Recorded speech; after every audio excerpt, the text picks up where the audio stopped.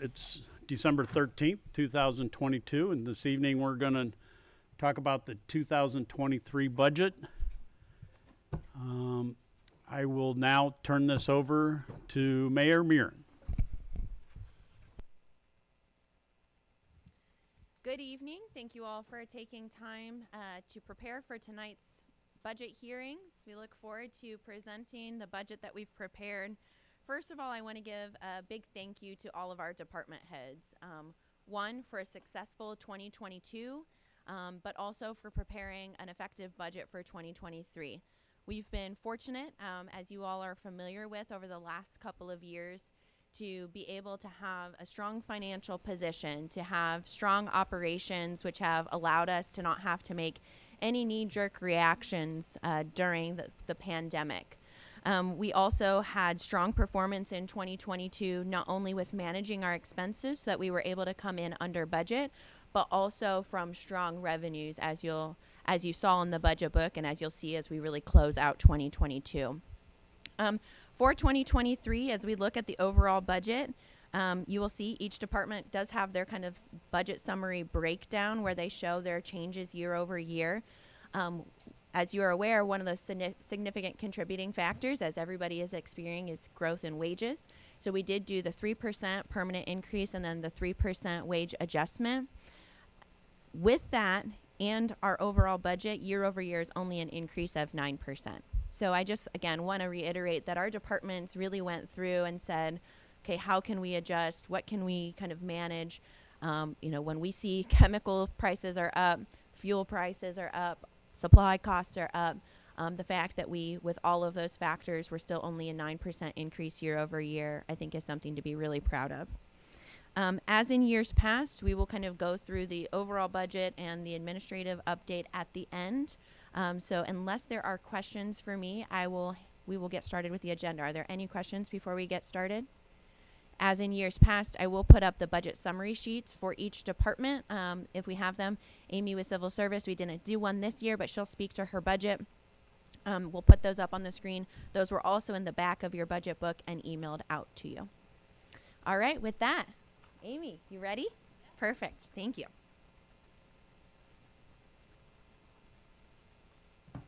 Hello, I'm Amy Hazlett. I'm the administrative assistant for the Civil Service Commission, and the commission members are back there. We have Chuck Clapper, Tom Kemp, and Jeff Fort, just so you guys know.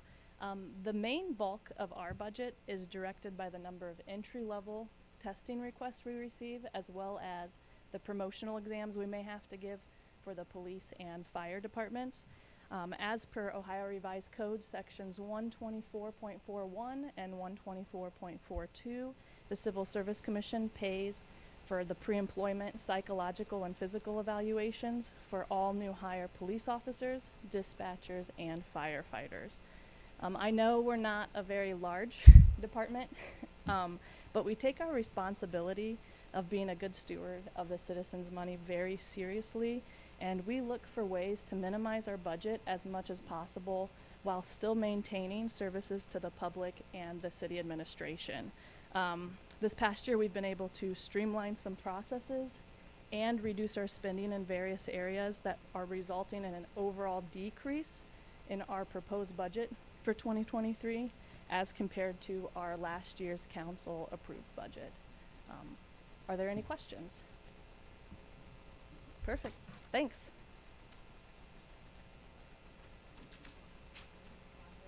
Guess I don't need to hop up just to introduce you.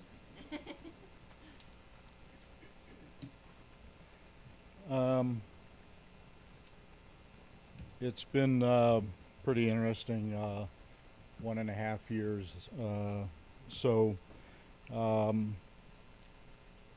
As you know, we have 4 prosecutors, and I think we're going to get to using our prosecutors a little bit more to do not major litigation, but the other litigation that props up from time to time, as well as myself.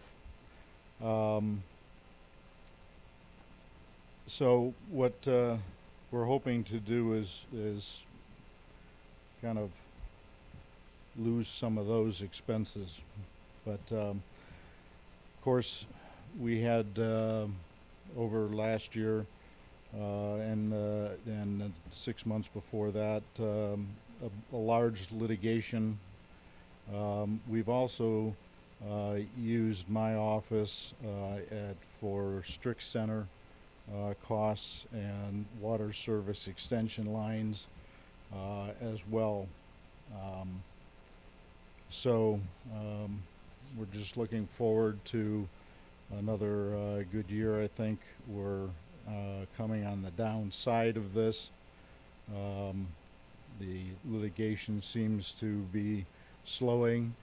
Cases are being disposed with, and hopefully we can move on.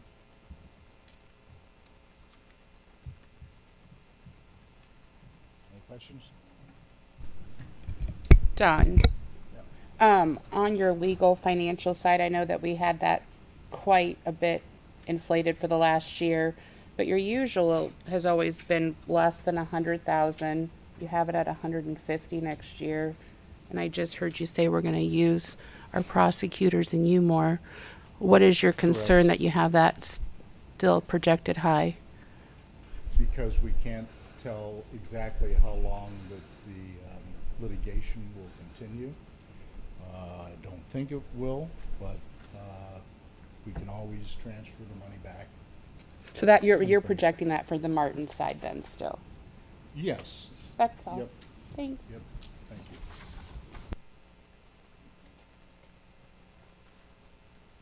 Can you guys hear us all right? Because when you're standing here, it gets a little quiet. So, all right, perfect. Next up is Matt Cordonier with Hancock Regional Planning Commission.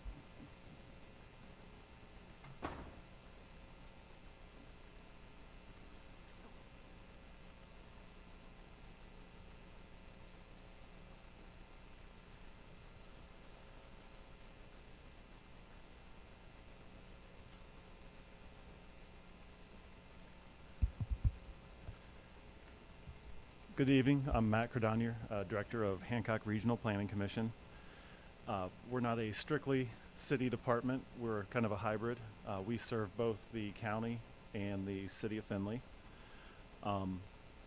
Approximately a third of our budget comes from the city of Findlay, and about approximately a third of our budget comes from the county, and then the other third of our budget comes from grant administration, special projects, things like that.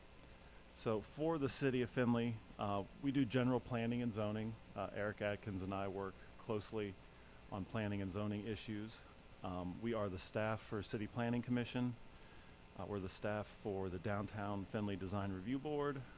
We administer the City Revolving Loan Fund. We take in applications for the Community Reinvestment Area. We do a lot of GIS mapping projects, and we review lot splits within the city. We also do general grant writing and administration. We provide general grant writing to the city, the county, villages, townships, and nonprofits in the city of Findlay. 2010 through 2020, we averaged about $1.5 million in grants received within the county. 2021, we received $1.2 million in grants, and 2022, Lizzie Essinger, our grant writer, had an excellent year. She brought in $2.4 million in grants to the county. And just to note, that's just the grant dollars. That doesn't include matching funds that may be put into it by the county or city or townships, etc. So very proud of our grant writing track record, and we don't do that in a vacuum. We're often working with the city engineer, county engineer, the mayor, or mayors of villages, but we bring all those resources together and apply for the grant. Goals for 2023, complete a major update to the zoning code. Currently planning and zoning are reviewing some of those changes. The Findlay land use plan needs to be updated, so we're looking to do that once the strategic plan process has gone through and been adopted, we will look at the strategic planning and incorporate some of those things into the land use plan update. We'd like to increase the activity of the revolving loan fund. We did 0 loans in the city of Findlay last year. I think that's more due to economic climate than getting the word out, but we'd still like to try to get some more activity there. The county's hazard mitigation plan is set for an update, which will start in 23 and finish in 24. That keeps the city and county in good standing with FEMA. And then there's just a lot of miscellaneous issues like research, right-of-way vacation / alley vacation processes, games of skill, etc. Included in this little packet is some data points about the number of permits issued. I'd like to expand on that and just have a yearly report that shows different data points for development in the city and county. And lastly, update our website. With that, my report's complete. Are there any questions? Yes, Denny. About 3/4 of the grants do have an administrative fee, but some of them do not. Yes, or it when it's we take in administration for the grant, yes, and it comes back into our budget. Yep. I was just going to say that Matt and his team are fantastic. We use them frequently when we are brainstorming. As you guys will see, not necessarily in the operating budget, but as we start having capital discussions, as many of our committees have already been talking about projects for 2023, one thing that we're very, attentive to is how do we best leverage outside dollars? Obviously, at the state and federal level, we're seeing a lot of opportunities. As we're identifying projects, how do we make sure that we're bringing in those dollars to benefit our community as much as possible? Whether it be, park improvements, road projects, infrastructure projects. Matt and his team are very much on top of that. They also deal with me a lot of saying, we want to do this. Can you guys find dollars for something like that? And Lizzie does a great job, as well as then their planning expertise. Matt has been involved, just kind of sitting in on the strategic planning meetings and being able to give us some wisdom when it comes to the planning aspect of our community. So I really appreciate the work that Matt and his team do. I don't know if the courts are not here yet, so I will go ahead and Chief Ring, do you want to go ahead and get started? I know you're super excited to get. I even gave them a warning text that they were going to be up.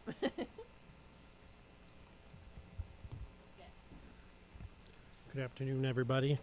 I'm Robert Ring, the Findlay Police Chief. I'm here to represent the dedicated 88 men and women that make up the Findlay Police Department, Police Dispatch. Our primary goal, obviously, is public safety. Dispatches all emergency services for the city of Findlay, police, fire, and EMS, and then obviously on the police side of things, crime suppression is one of our main goals.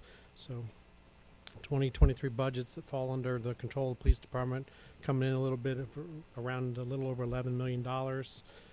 Projections are will return roughly $200,000 from 2022's budget. Some of the highlights from what we've done in 2022, we've been able to upgrade our computer forensics equipment in our detective division. They assist not only the Findlay Police, but a lot of other agencies with investigations on the cyber crimes type front. We were able to replace a nice recorder in dispatch. What that does is records all of the incoming phone calls, all of the radio traffic on police, fire, those kind of things, and it stores all that. We've been running on a system that's been pushing 20 years old. We were able to get that upgraded. Installed a variety of security cameras around our property room and the training center over at the Parker building. And one of the bigger projects also is the completion of a VHF radio project at our north and south water towers. We are almost complete with that, just waiting on an agreement so that we can tie into the fiber optic line that's been ran to both locations.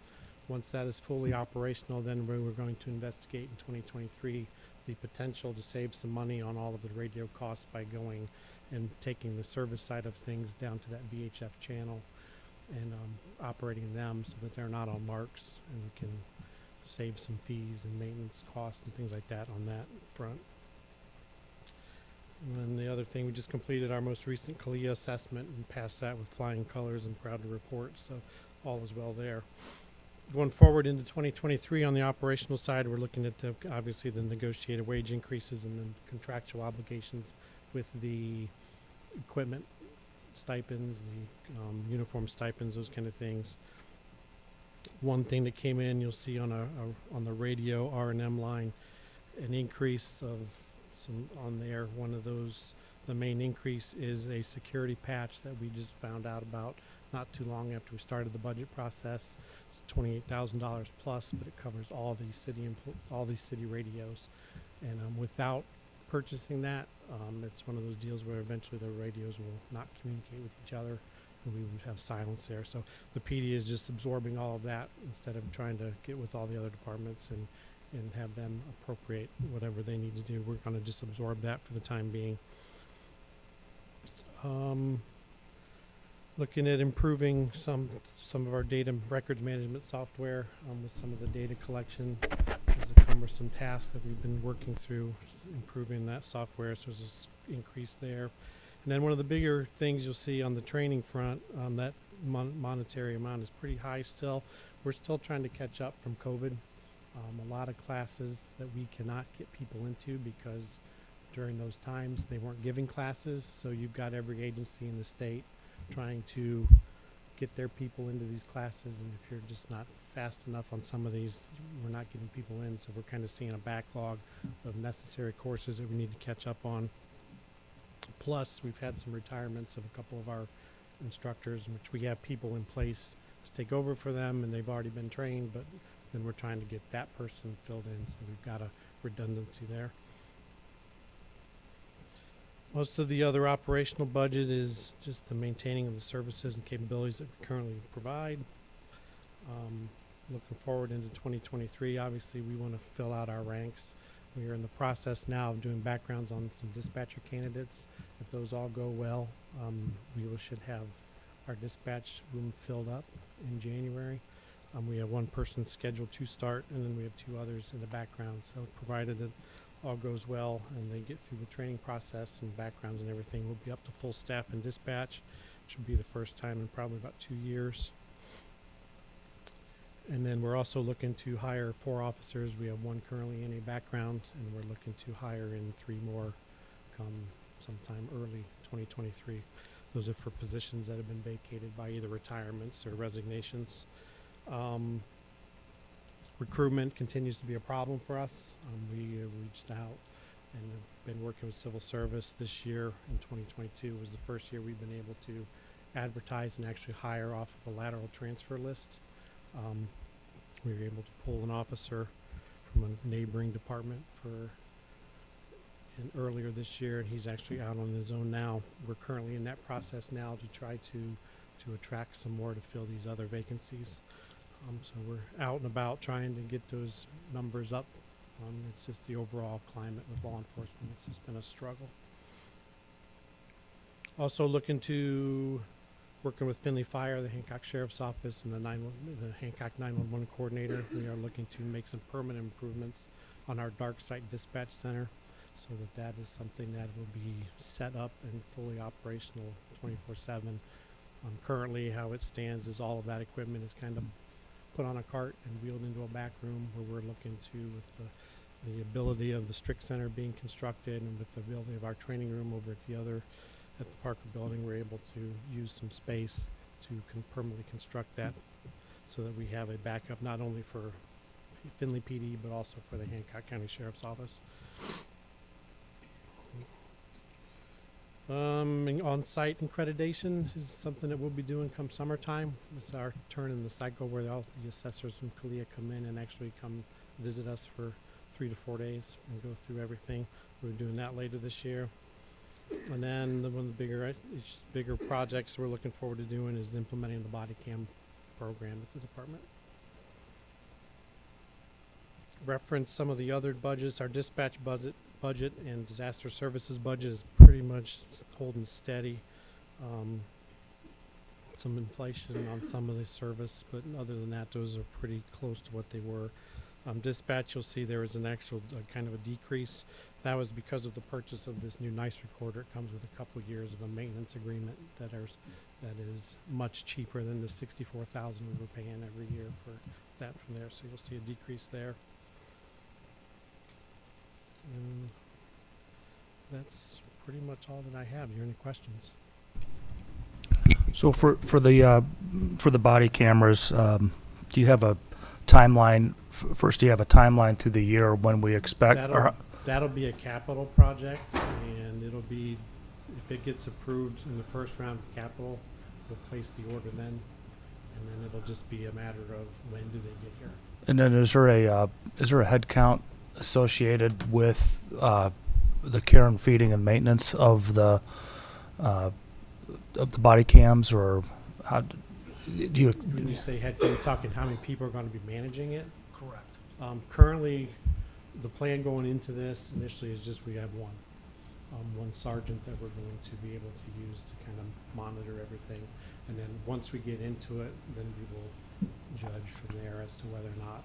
When we went through the 3 different demos, we were able to monitor that and handle that fairly easy with one person for the time being. So that's one additional, or that's one dedicated person for that.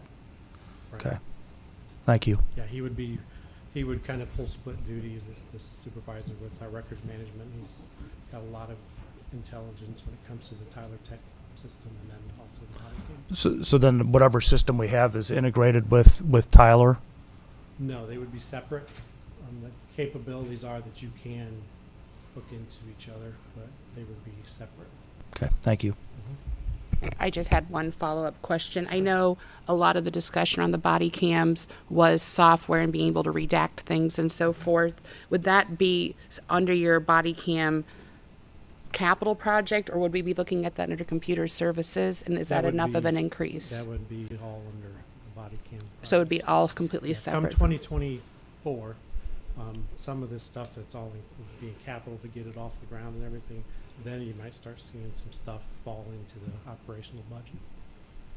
Reference the any of the licenses and fees, those kind of things. Okay. So if I may kind of just build off of that, excuse me. So as the chief mentioned, our desire would be, and what's represented in this budget is the staffing necessary to get the body cams up and running. And this works well because as we were testing it, we had a sergeant that said he would be interested in taking over this responsibility that would also then help support some other, with some other support for the courts as well.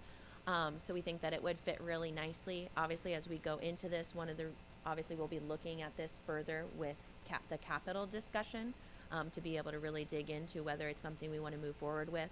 One of the components of that is also we are waiting to hear back still on the grant for the initial purchase of the programs. But I would say overall, we were really pleased with kind of the operating expense associated with a program like this. It has become much more affordable, and the systems that we will be recommending work very efficiently, and the prosecutors in the area are already familiar with the system. So there's not a huge burden on the entire system with implementing this. So is that grant funding is that the state of Ohio? Yes. Okay. Yep, so we did submit.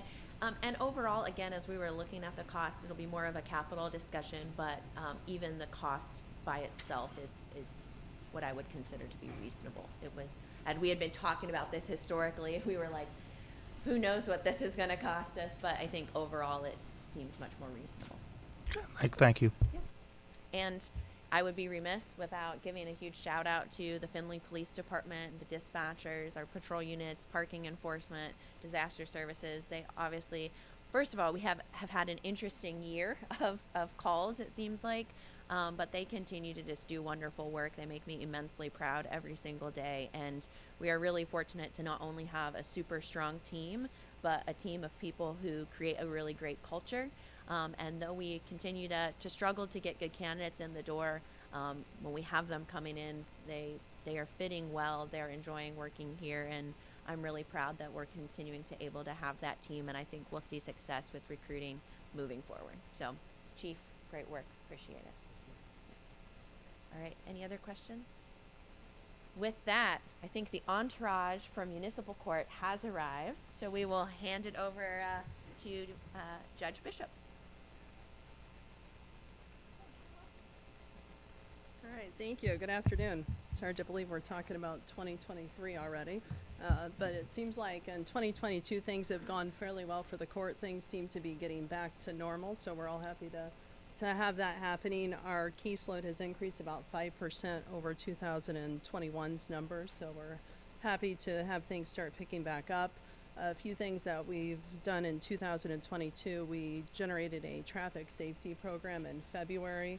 Our traffic safety program is geared towards minor traffic offenders who qualify. If they're eligible, they can participate in a 2-hour online traffic safety course, have their case dismissed if they complete that course, avoid the conviction on their driving record as well as the points, and it helps us providing them with some safety education to hopefully not come back before the court. So it's a win-win for the traffic offender as well as the court.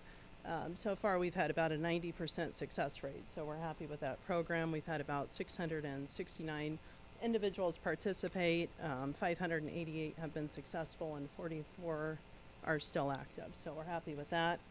Another project, I guess, that we've worked on throughout the year based on the jail situation and not being able to hold as many individuals in jail at the beginning of the year, we kind of revamped our pretrial supervision department. So individuals who are out of jail on bond on pretrial cases, so their case is still pending, they've not been sentenced. We developed, or I guess revamped, our pretrial services department. We have a pretrial supervision officer now who supervises those individuals. So typically an individual that has been a repeat offender or an individual who has an offense that has a victim involved in their crime, our pretrial supervision officer will track the individual, make sure they're showing up for court hearings, make sure that they're complying with our orders, keeping whatever distance from the victim that they're required and not reoffending while they're out. And that way we have some, I guess, safety in place while their case is pending and they're out on bond. In addition, we've had an increased need in mental health evaluations for individuals. It's not something that's unique just to our court or our county, unfortunately.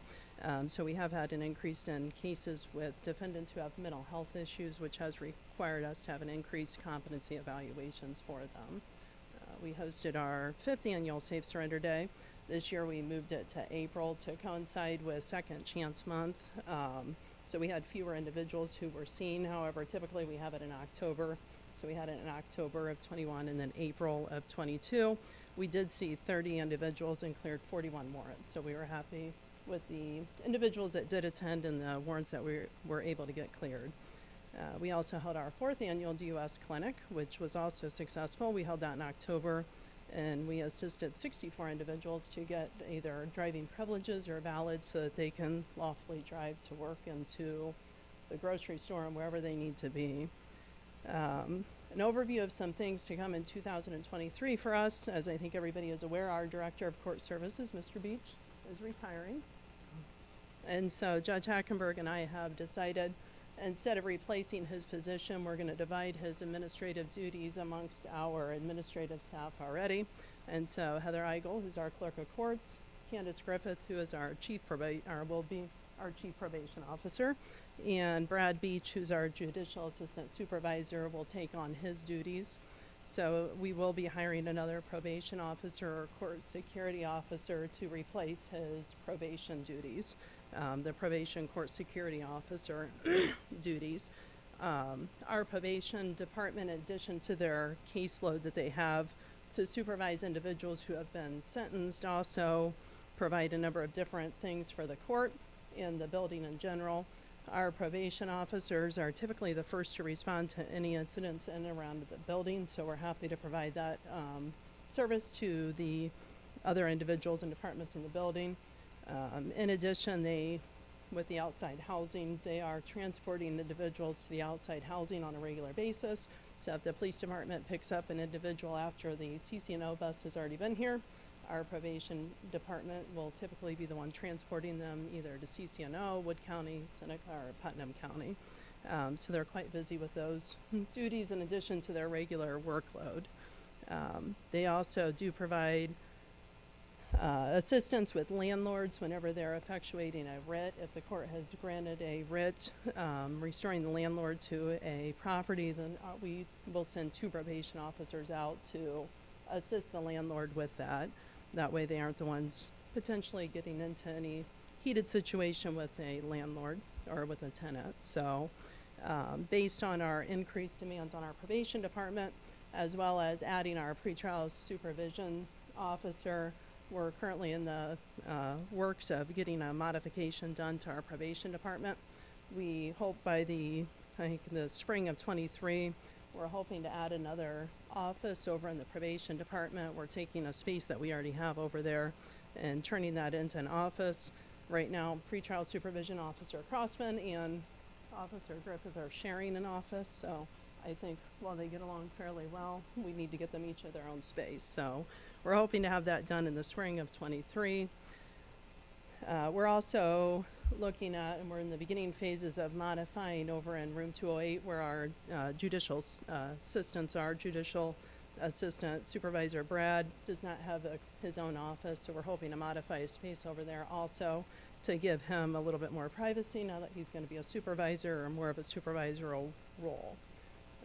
We were awarded a technology grant in June by the Supreme Court. We're going to be using that technology grant to implement e-filing within the court's case management system. So we're hoping to have that accomplished sometime in the first quarter of 2023. The court's also going to probably be moving to more of a digital-based evidence. In addition to if the police department does the body cams, the court's going to have to be able to store and be able to show the evidence in the courtrooms. And so based on that, we do have certainly an increased need for IT with our growing technology that we're being required.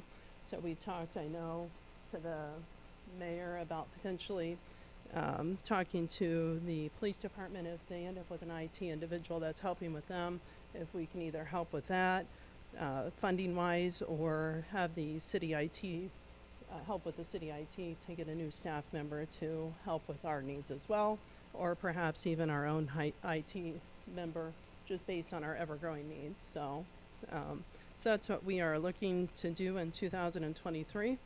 And as always, we certainly thank the city and the administration and city council for their assistance and everything that you guys do to cooperate and work with us. So, okay. All right. And of course, always with the assistance with the outside housing. Yes, I'll just give a shout out to the court. Certainly this past year has been interesting with having to make a lot of adjustments as we provided in the update at the last council meeting related to the Community Alternative Sentencing Center, looking at different opportunities to, evaluate our needs for the community and just our overall criminal justice system. The judges and their team have been instrumental in doing research, providing information, working with us on that, and certainly always a pleasure to be able to support them and the efforts that they do for the city. So thank you, Judge Bishop and Judge Hackenberg and the entire team, and Mr. Beach, we'll miss you. I'm just not sure if we're gonna let him go, but he has earned it, so I guess we'll allow it. But Just looking forward to his grandparenting duties. I suppose we'll allow it. All right, thank you. Thank you. All right, next up, Chief Everly with the Findlay Fire Department. Did you want me to give a speech, Judge? Thank you. It's been a pleasure. Good luck.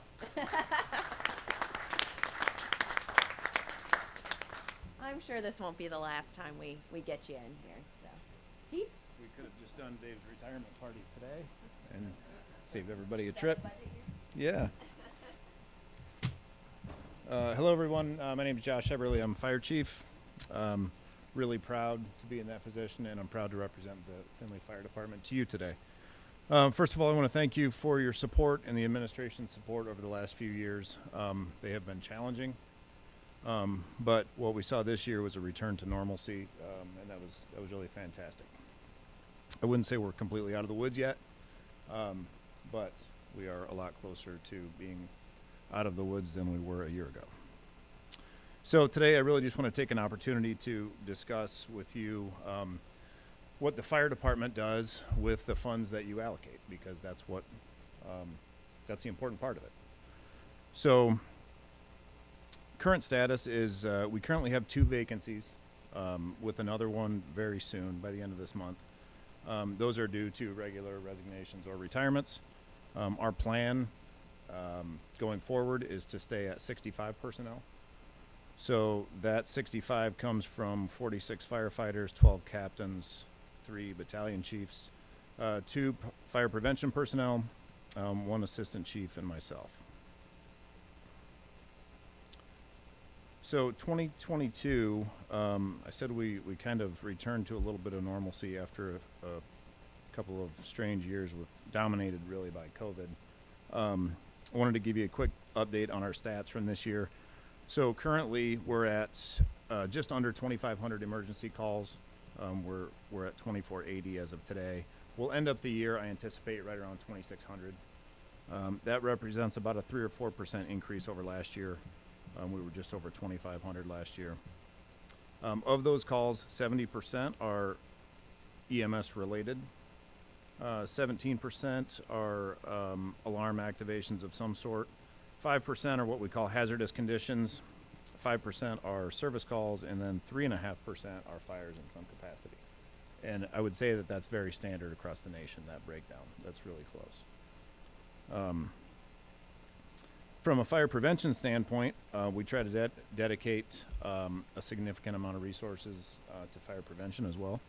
I'm really proud of a new program that we implemented just this year. We actually just started at the beginning of October, and that's a partnership with the American Red Cross on smoke alarm installations in residence houses.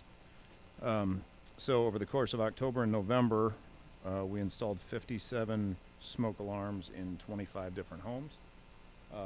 And that's at no cost to the residents and no cost to the city. It's a fantastic program. We tried to start that a couple of years ago, and then COVID got in the way, and it's really great. Our public fire education professional, Eric Wilkins, he had over 5,000 individual interactions for public fire education this year. That's a massive increase over last year. We had about 3,500 last year. So very proud of Eric for doing all that. We had just about 70 different plan reviews. Kevin Shanice is our certified plans examiner. He also sits on the planning commission for the city of Findlay. So he reviewed just about 70 different plans for new buildings or significant renovations, and we had over 3,000 fire inspections of one type or the other. So, and all of those stats under fire prevention are really accomplished by 2 people. So we keep them hopping, and we're very proud of the work that they do. So in addition to all that, we accomplished a number of things in 2022. So I'll give you a quick recap of some of the high points of that. The fire department projects really touched every kind of every aspect of our operations. So we increased our capability through some formal training. For the first time in our history, we sent 8 of our technical rescue personnel through a certified rescue tech series of training, and that takes that's 6 different disciplines. Each discipline is a week long, and each of those weeks is pretty intense. So that was made possible in part by an AFG grant that paid for the tuition, and that tuition was right around $35,000. So that was a really big grant, and it really increases our capability from the technical rescue standpoint. We increased our capability through equipment upgrades. We implemented our new portable radios in the spring. We bought some ballistic vests to increase safety for our personnel. We purchased new battery-powered extrication tools and positive pressure fans. That was through that was unanticipated, and that was through the charitable trust that we were a beneficiary of, along with the police department. From an apparatus standpoint, we placed new engine 2 in service up at Station 2 on North Main. We sold ladder 4, and we purchased 2 new utility vehicles. Upgrades across all of our stations. The big one is implementing individual quarters rather than the barrack-style bunk rooms that we have now. Those aren't completely done yet, but they should be done by the end of this month. So will be really a great way to start 2023. From a software standpoint, we implemented a response software called Crew Force. That's another Tyler Technologies application. So that's really increased our capability on scene and en route. And we implemented a night dispatch protocol with the help of Findlay Police Department. And kind of 2 big citywide initiatives were accomplished, and the fire department had a hand in some of those. We broke ground on the Strict Center, which you guys are well aware of, and we also improved our city's ISO class from a Class 3 to a Class 2. And both of those things are unique accomplishments that have never been done in the history of Findlay. So feel really proud of those things. Looking ahead to 2023, it's really going to be all about our people, because we've got 4 new firefighters starting on January 9th. We're also having additional interviews tentatively slated for January, because we're going to have to hire at least 3 more people, and that's due to regular retirements and to fill those vacancies that I talked about at the beginning. And onboarding new people in the fire department is kind of a lengthy process. So that's going to take up a significant amount of our resources next year. We're also implementing a part-time mechanic position. This is something that we had a number of years ago. We got away from it because that person completely retired. We've been using some on-duty mechanics that have the proper certifications to work on fire department vehicles, and one of them is retiring at the beginning of January. We didn't want to lose that knowledge and that commitment to the fire department, so we brought back that part-time mechanic position, and he's going to work part-time for us. So I'm looking forward to that. From a budget standpoint, our request is just over $9 million. That's about an 8.5% increase over our original 2022 request. The majority of that is on the personnel side, and that's really we've got a little bit of an overlap in personnel. We're starting those 4 essentially at the beginning of 2023, and right now we only have 2 vacancies. We've got additional vacancies coming, both later this month and one in January, and then along with the contractual increases. From an operational side, everybody is aware of increased cost of everything. So we did see slight increases, things like EMS supplies, fuel, and a significant portion of it is training costs. We budgeted to send 6 people to the Ohio Fire Academy and EMT school down there as well. So we've got tuition, lodging, meals, books, all that stuff that goes into the training of new firefighters. And I think that's all I have. Is there any questions for me? Yes, sir. Chief, I guess I misunderstood on the personnel side. You've been at 65, which is too short of your full capacity or complement, right? And you're going to stay there for next year. Mm-hmm. But you attributed the majority of your 8% increase to personnel. So go through those numbers again for me. Yeah. I don't understand how we got an 8% increase if we're short people and on an overlap. I didn't quite understand what you meant by that. We're hiring a couple people ahead of time before the vacancies exist. So that's what I meant by the overlap. So we'll actually have, if you look at the personnel on the books, once our 4 new firefighters start on January 9th, we'll probably be at 66 or 67, but that will be a fairly short amount of time. Because it takes so long to get people through the training cycle, that's something that we've been doing the last few years, is trying to hire ahead of time when we know we have vacancies coming up. So that personnel number fluctuates up and down a little bit, but 65 is where we want to end up. Understood. So how long is the overlap going to is that overlap to get the new ones trained before the other ones? Our first vacancy in 2023 is mid-January. Our next one is, I believe, late February. I don't have an exact date. So there's a small overlap there. Okay. Yeah. So when we onboard someone, we bring them in for a month of working what we call a traditional 40-hour week. So they work Monday through Friday, 8 hours a day. And we do that so they can spend a week working at each fire station.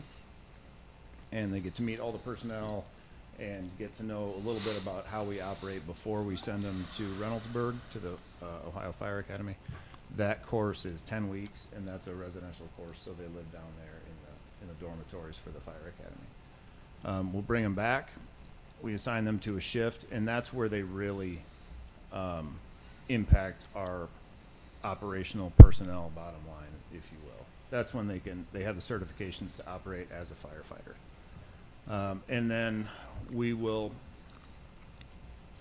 have them work for a while, and some of it is dependent on outside schedules, because if they need to go to EMT school, we give them some time to learn a little bit about the firefighting side of it, and then at some point within their first year, we'll send them down to the Fire Academy again for EMT school, and that's currently a 5 or 6 week program. So these guys have already started? Not yet. They start on January 9th. Okay, so the overlap's actually going to be very short, Fairly short, yes. 30 days. And it depends. We don't, some of those retirements, we don't have hard and fast dates yet. We just have a general idea. I understand. Yeah, I mean, we don't know for sure. Correct. All right, thank you. Yep. Anyone else? Sure.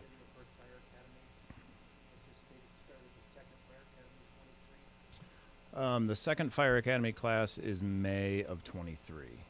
So that's one thing. I mean, decades ago when I went to the Fire Academy, it was a 6-week course, and they offered it many times throughout the year. Now that it's a 10-week course, they offer it pretty much 4 times a year, and it's really, there's a pretty good waiting list. Now, we do have a really good relationship with them, relationship with the Fire Academy, and they tend to save some training slots for full-time fire departments. So we've been fortunate in that aspect, but the opportunities to get into that class are less than what they used to be. Yes, sir. When is the Strict Center expected to come online? I would expect to be training in it in the end of next fall. And then do we have an idea what the effects on budget and also personnel will be once Strict Center comes online, and then when it's fully operational? Personnel-wise, I don't think it will have any effect from a budget standpoint. We don't intend on having any full-time personnel dedicated to operating the Strict Center or maintenance of the Strict Center. There will be some hours dedicated to maintenance and operations. From a budget standpoint, we haven't quite looked at all those options. When I was listening to Chief Ring speak, there's 4 different budgets, I think, underneath the umbrella of the police department budget. So if we get to a point with the Strict Center where there's significant enough either expenditures or revenue, I feel like it could be a kind of a budget underneath the umbrella of the fire department. That would be discussion with the auditor's office or Ginger and see how we want to set that up. Initially, I would think we would want to just absorb those initial costs into the fire department budget. Anything that we need to do to get it up and running, I think we could do within our budget. You know, I know this is much in a much anticipated facility, not just in Findlay but in the county, especially with our volunteer departments. And I'd hate to see us not utilize it fully because we're trying to be judicious in our support of it from a personnel standpoint. Yeah, And- I look at it more as a walk before you run type of approach, because I think a lot of the opportunities that will come with the Strict Center will happen organically. So by that I mean I think it will grow once we fully realize the opportunities for training there. I think things will grow. And it kind of also sounds like maybe you want a part-time job when we get down there. We could use you. We could use you as a manager for that facility. And I'd, instead of organic, I'd like to see more proactive. Yeah.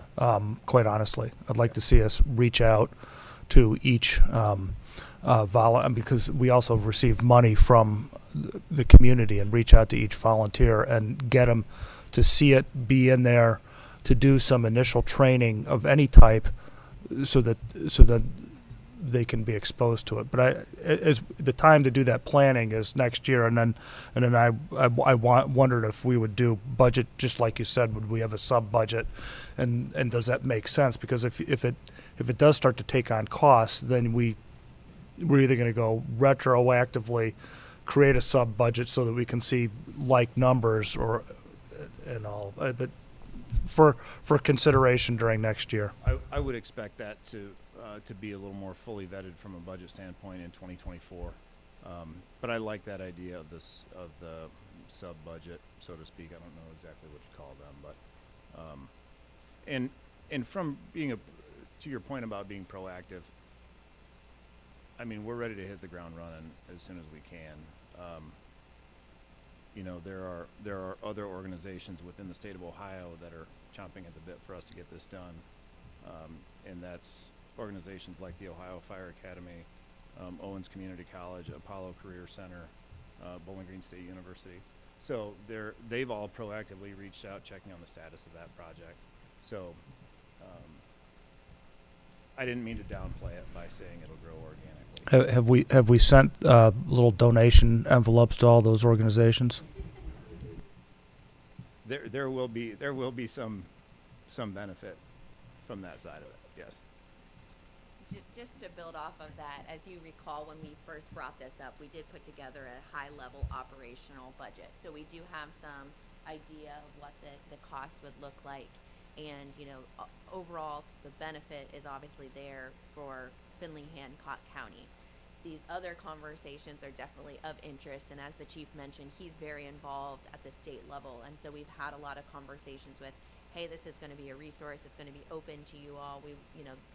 There's benefit, but to that point of there also would be, if somebody comes in and is utilizing a minimal fee to be able to cover the expenses, but we really see the benefit. You know, when we were with the state fire marshal, every time I've seen him in the last year, he's brought this up. What's the status of that project? When can we come up there? So that then also opens doors for, when we're looking at grant opportunities as a department, saying that we have this as a resource, those partnerships, that all is very helpful.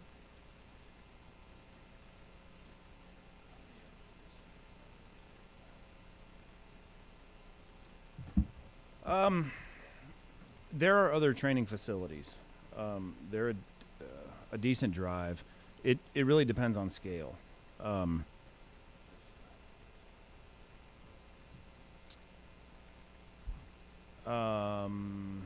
This is a unique one from all the ones that we've visited.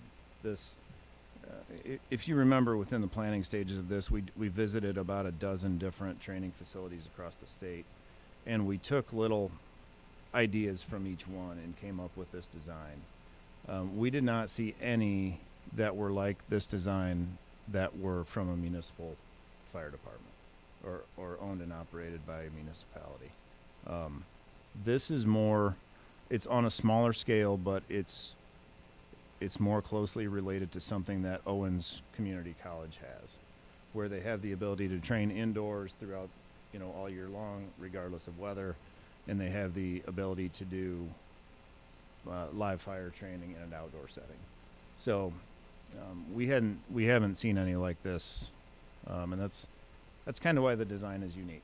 We took ideas from all those other ones. Yeah. Thank you.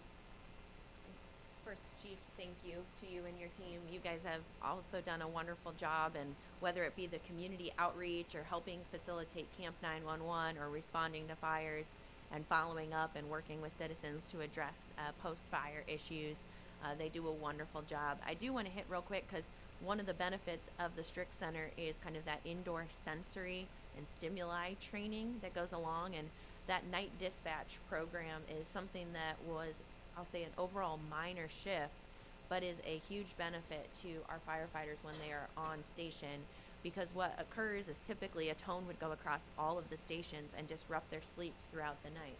This, correct me if I'm wrong, this shift into the night dispatch gives it more focus, so they're going to not do a tone to every station every time. They would only do the tone across all of the stations when necessary. So otherwise, it's to the most focused responding station, so that our firefighters are able to get better sleep, which is obviously better for health and mental health. So appreciate you leading the charge on the ISO rating, which is a huge deal. Super excited about that, as well as many other projects. So keep up the good work, Chief.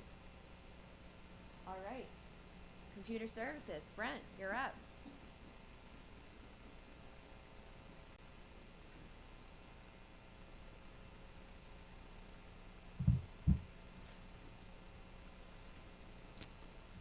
Hello, I'm Brent Schrader. I'm the Computer Services Department Manager. Our office supports everything IT related for every department in the city. So I'm sure I've interacted, or my department's interacted with each of you at some point in the past. 2022 is another busy year for us. We had a lot of big projects, including a large deployment of security cameras that cover various city buildings and facilities. We were able to save a significant amount of money on that project by installing the wiring and deploying cameras with in-house personnel. So we potentially cut the budget nearly in half on that, compared to the camera installation in this building, for example.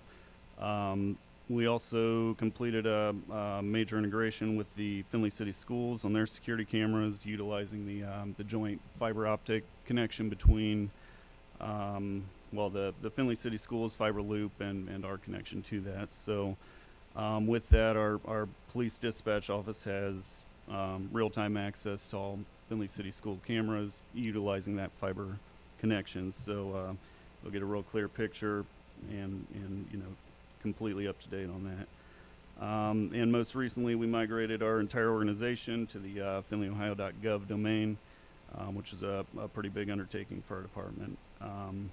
We've also, throughout the year, implemented a lot of major security increases on our network and through various configuration changes, constant security patches, most of that being done behind the scenes after hours with very little downtime to our regular users.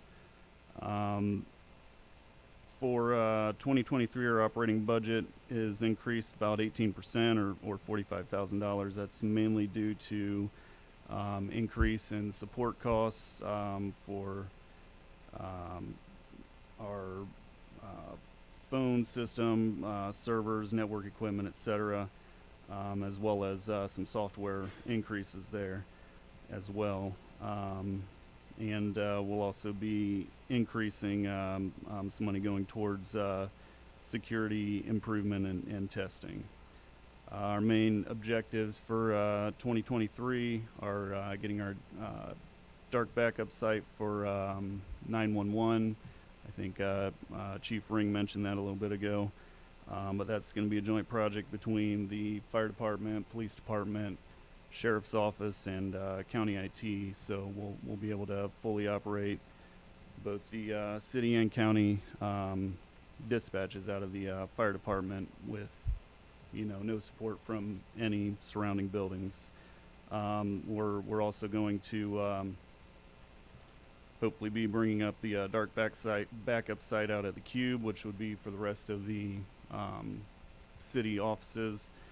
We'd be able to fully operate out of the Cube if need be. And there's also plans to further segregate and secure our network infrastructure, and implement more in-depth security testing to ensure all of our systems are safe, secure, and redundant. So, and finally, we do have a vacancy in our office. We're hoping to get that filled early 2023. We're finishing up interviews currently, so that should hopefully take place early January. But that said, we'll continue our work to keep everything running as smoothly as possible, make improvements where we can, and keep everything as secure as we can as well. Any questions on anything?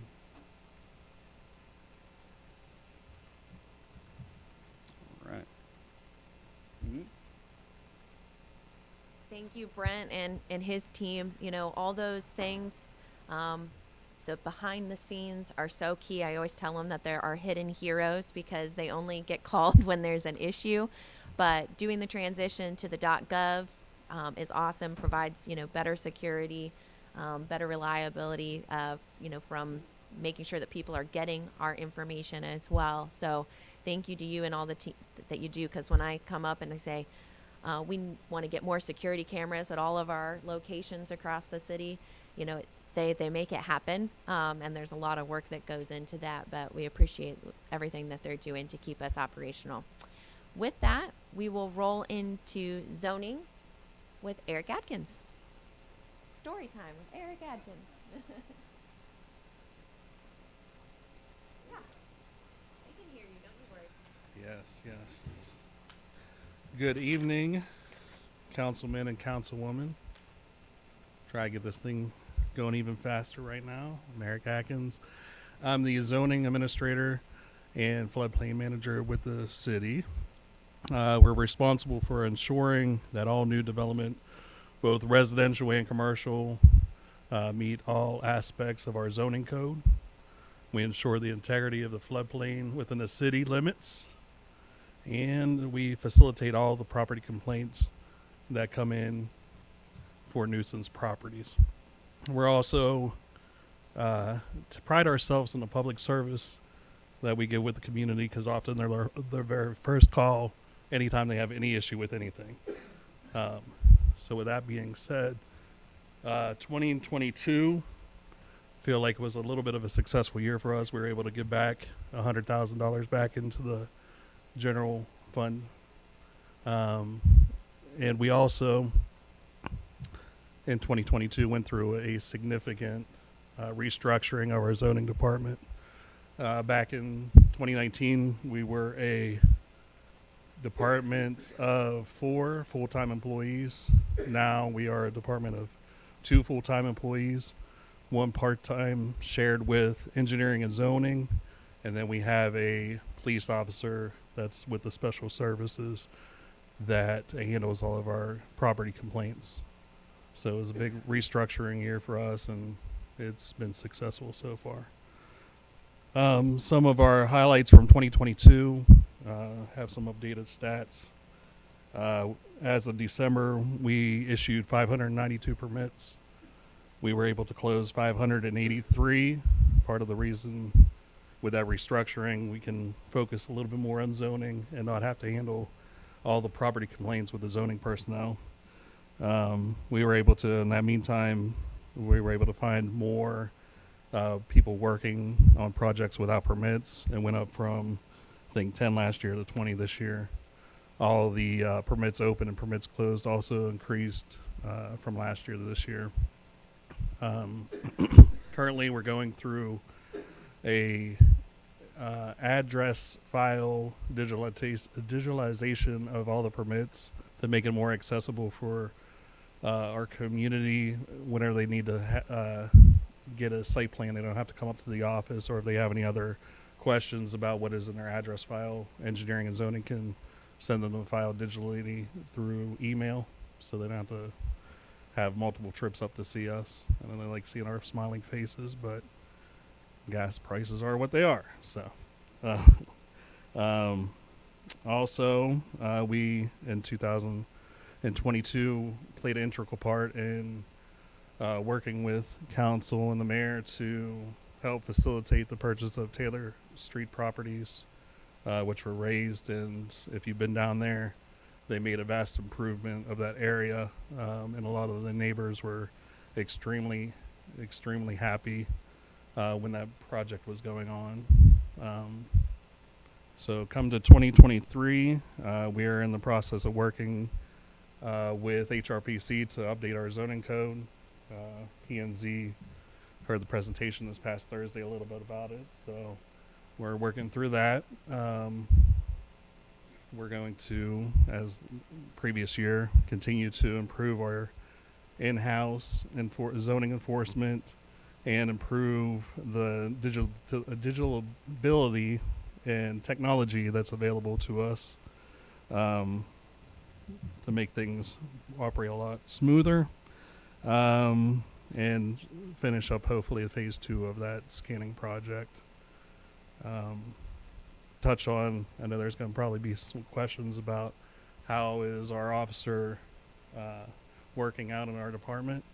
I think a couple of you have interacted with him, and I can say honestly that it's been a great improvement to that, to our department to handle nuisance properties throughout the city even quicker and more efficient than what they have been in the past. To date, since May, Officer Smith has opened 452 cases, has had compliancy with 355 people coming to compliant without us being involved. And he's abated 73 properties, whether it's junk vehicles, high grass, or dilapidated structures. So, any questions? I'll just say that you guys do a great job over there, especially with everything with NEAT. Officer Smith is very responsive. You've always been very responsive on those phones, and people appreciate it. Thank you. Awesome. Thanks, Eric. Thank you. I would agree. The team does a wonderful job. I know that Eric's been really grateful to have the structure to be able to give him the support that they need and be able to help address citizens' concerns efficiently. So it's been great. So appreciate that, and appreciate you decreasing your budget. That's always good too. One thing he did not mention was the community assistance visit. That's an ongoing process that we're working with FEMA, and that will again be one of those things that as we work through the process to update FEMA's questions, comments, concerns, if we do that, then that can potentially help citizens' flood insurance rates go down. So it's a long process, but Eric's been doing a great job of kind of working through that with FEMA. All right, next up, income tax, Miss Mary Price.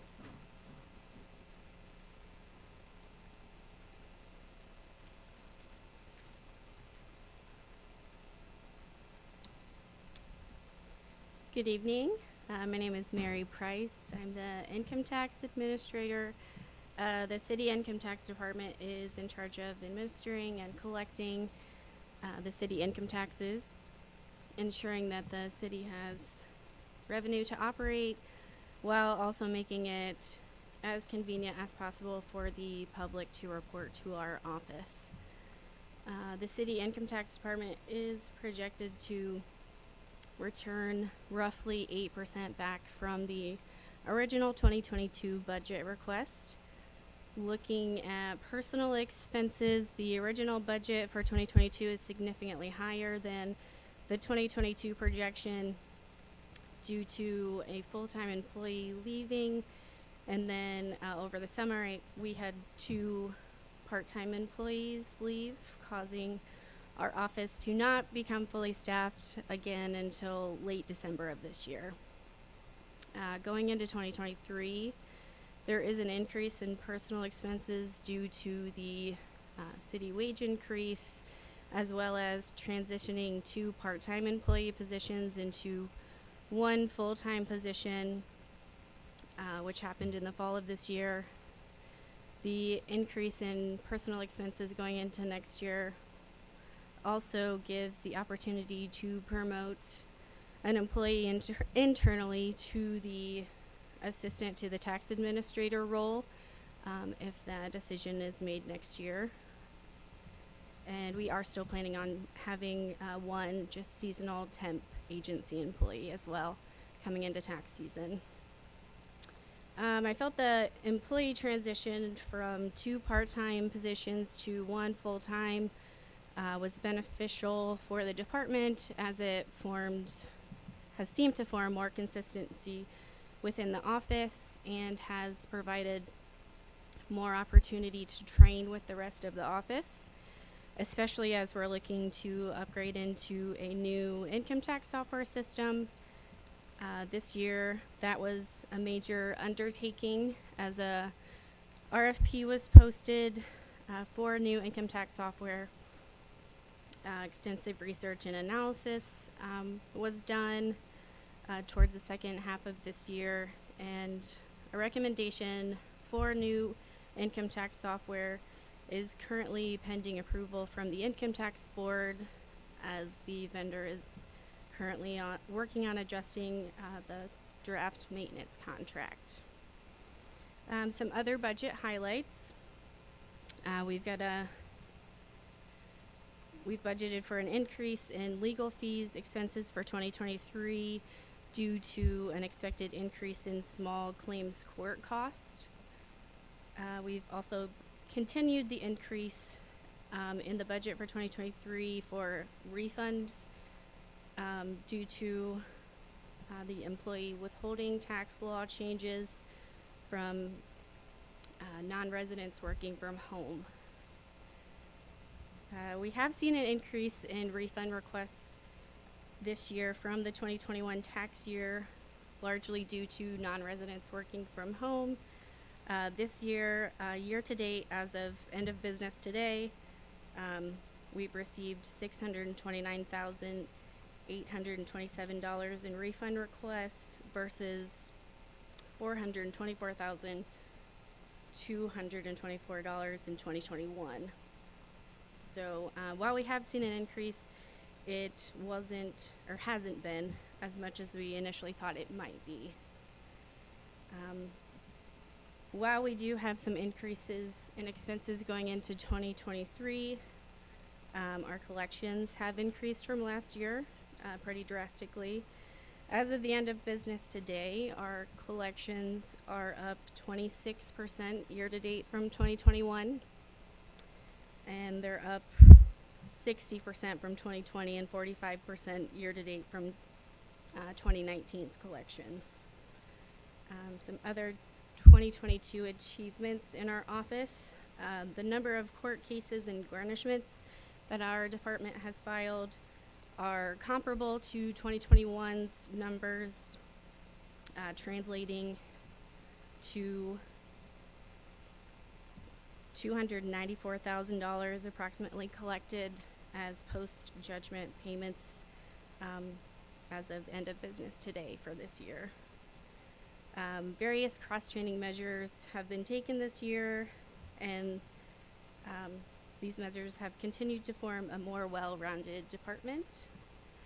Regarding some 2023 objectives, we're hoping to transition, convert, and implement a new income tax software program. Once this is transitioned, the capability of e-filing tax returns to the public will become a priority. We will continue to seek more efficiency and effectiveness on daily processes, many of which are sure to change with a new software program, as well as continuing to pursue past due collections and progress in filing compliance research. Does anyone have any questions? What quarter do you expect the to be on the new software, and then subsequent, what quarter do you expect e-filing to be available? So going into next year, I think it will be wise for us to not convert until after tax season, just for training purposes for our department. So it is our hope to have it implemented by Q3. And once it's implemented, the e-filing should soon follow.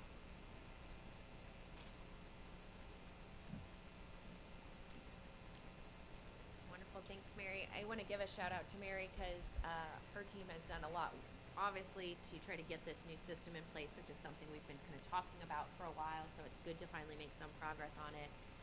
But with some of the changes that she's making in the department, there's a big emphasis on that cross training, obviously making sure that we're staying current. And our past tax administrators were great, and they had so much knowledge, and we want to make sure that we are not only kind of having it in one or two key people, but making sure that the entire department has the ability to step up and work and identify concerns or questions so long term. So appreciate all the work that you and your team are doing to do that. All right, next up, Amanda McGee with the airport.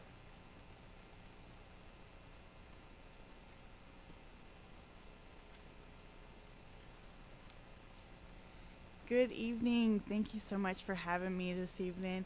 My name's Amanda McGee. I'm the airport director. I don't know why I'm bending down right now because you literally can hear me standing up. But I've been in my role for just over a year now, and I don't know if you know, but the City of Findlay Airport is instrumental in sustaining the supply chain in the local community by providing ground services to the general aviation community and being great partners that enable passengers and on-demand cargo in and out of the City of Findlay. It's the gateway. So in 2023, we are asking for just about $1.4 million with a 2% increase in personal services from last year and a 20% increase in other expenses from last year. The leading causes of the 20% increase are the increase in fuel prices, pretty sure we've all felt that, and the implementation of a routine maintenance schedule on the vehicles, equipment, and buildings out of the airport. The airport will maintain 5 full-time employees in 2023. In 2022, we were able to replace some aging equipment with modern upgrades. The courtesy vehicle was replaced with a reliable vehicle that can accommodate passengers and pilots more comfortably, and it's much safer. The aircraft tug was replaced with an electric tug that will double as a ground power unit. This tug is also safer and will generate more revenue for the airport. And finally, the Michael Terry Terminal building was renovated and outfitted with new furniture and surveillance cameras. This upgrade was necessary to give a great first impression to inbound passengers and pilots that are visiting Findlay. It is a safer place to work, and it's more professional, and it'll be more accommodating than the previous terminal. So moving forward into 2023, we want to fully implement a new point of sale system that will allow us to recoup payments faster and will allow us to accept more payment types that are going to be specific for aviation. This point of sale system that we want to implement will also offer comprehensive data and reports that will reduce, if not eliminate, errors in our accounting. In 2023, we will also close out the North Apron project that we started this past summer. We've already been using this newly constructed area and will only need to finish up a few things before the closeout in 2023. Investments into the airport personnel and assets will happen in 2023. These investments will include maintenance on the hangars that has been deferred in previous years, specialized personnel training in fuel quality management and safe handling procedures, and finally, upgrades to the fueling equipment and implementation of standardized processes for necessary improvements to the fuel quality standards. In 2023, the airport team and I will be developing additional revenue streams that include offering aircraft de-icing, ground power units, catering services, and on-site car rentals. And lastly, we will be hosting events to engage with local, state, and aviation communities in 2023. Are there any questions for me? All right, thank you guys so much for allowing me to be here. Thank you, Amanda. As you guys notice, last year we talked a lot about how we want to continue to try to leverage the airport as an economic development tool. The updating the terminal was really the first step in that. As I'm sure you have all heard me say, we didn't want people walking into our frat house anymore because that's really what the old terminal appeared to be. So excited. We will have an open house here probably Q1 with the terminal as we get some of the finishing touches on that facility. So thank you to Amanda and her team for continuing.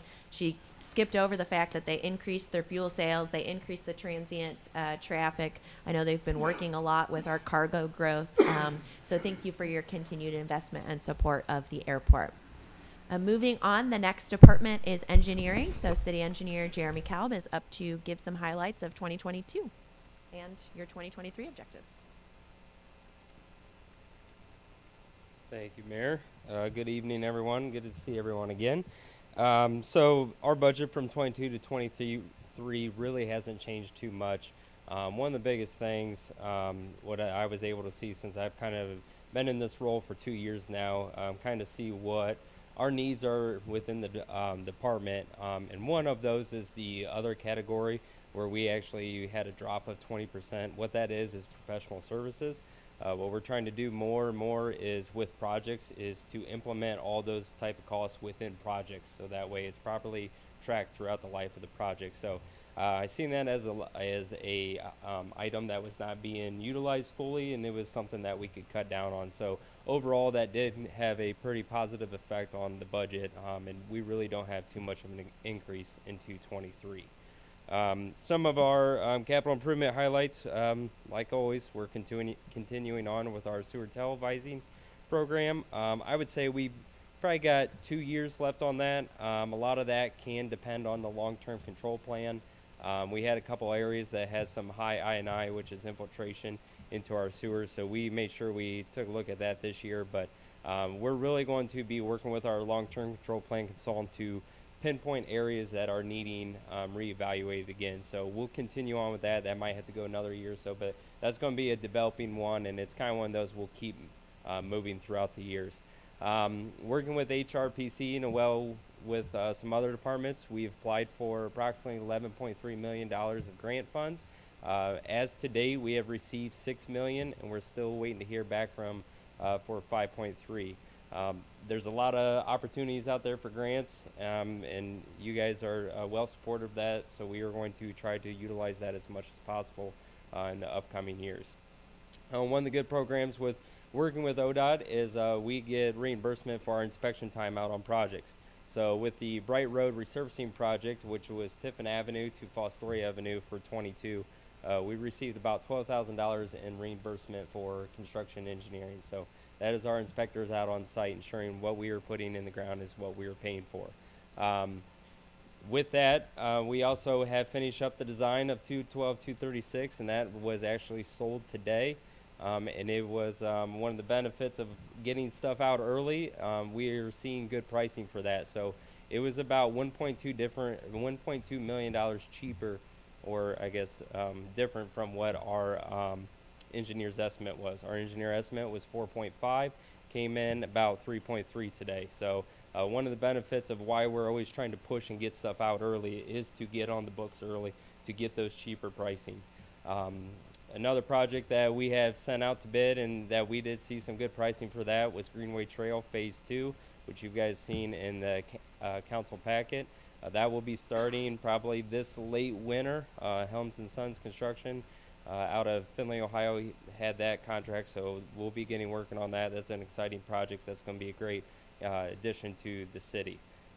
Some other achievements that were completed throughout the year, like always, we're always working with all the departments on the capital projects and oversight of the capital improvement project themselves. We've also contracted a consultant for the GIS, as everyone knows, and we're continuing to work on that. That's probably going to be about March when we're going to wrap that up. There's a lot of opportunities out there that we are wanting to make sure we can grab with that, and I'll kind of get a little bit more into that as I talk about 23. But we're going to continue to work with our consultant on that, and like I said, about March we should be wrapping that up. ODOT has been a great support to Findlay, and we have a great relationship with them. So just between the Bright Road project for Phase 2, which was the 22 project, and the Greenway Trail project, they awarded us $2.77 million. The 23 Bright Road, which is from Fall Story Avenue to Production Drive, they have about $700,000 that we have in grant funds for that. So they're continuing to support that. There's more and more opportunities out there, and they're a great tool that we're going to keep utilizing with that. Another big program that we apply for every year, we actually were able to get 2 projects this year with OPWC, and that was State Markle Street. We pretty much did a reconstruction of that whole street down through that area, replaced or actually implemented curbs down through there, replaced the water line, and put some new storm laterals in there for the residents. And then also Rector Avenue, we did a water lining project. That was one of the first ones that Findlay has done. It's not a new technology. Lima has been doing it and stuff, but we're going to be running into more situations where it's going to be pretty difficult to find a spot to put a piece of pipe. So we're always looking at something alternative to use for that type of situation. So that was one of our first projects with that, and we'll keep expanding on that as more and more technology comes. With 23, we'll continue on with our capital improvement and oversight with other departments and continue to build on that 10-year plan. So that way we can have a better outlook of what our future is going to look like. Kind of going back into the GIS, like I was saying, I'll be setting up a steering committee with all the departments to try to figure out what their wants and needs and how they're going to utilize it out in the field and what they're really wanting to see from that to ensure what we're putting out there is going to be used. Another great tool with that is asset management. We have a lot of good information on all our utilities, our roadways, and stuff like that. I want to get that all underneath one thing where it can be one click of the button and we can see what our pipes look like, what the ratings are, and how we can better have information for why we're putting a new pipe on this street. And we have all the information to back up. So in 10 years, 20 years, we have all this information that keeps building off of. Some other things some policies and stuff I want to implement that I've kind of seen over the past couple years that I think would help benefit the city in the future is I'm going to take the lead, or our department would take the lead on a shared use path master plan for the city. The Hancock Park District has a great one, and I'm not going to be throwing that out. We're going to be building on that, on how our interconnecting share paths and bike paths and multi-use paths, how to ensure that we are connecting all these together and we're not just throwing one here and there, to ensure that as a whole that it's all expanding as one. And then working with Parks and Recs Board, as well as the mayor and Service Safety Director, we'll be getting the downtown park and recreation area, continue working on those plans. So you guys will be seeing a lot of that.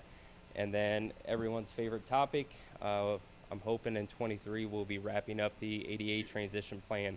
So that way we have a good plan going in the future for the city of Findlay. If you guys got any questions, please let me know. All right, thank you.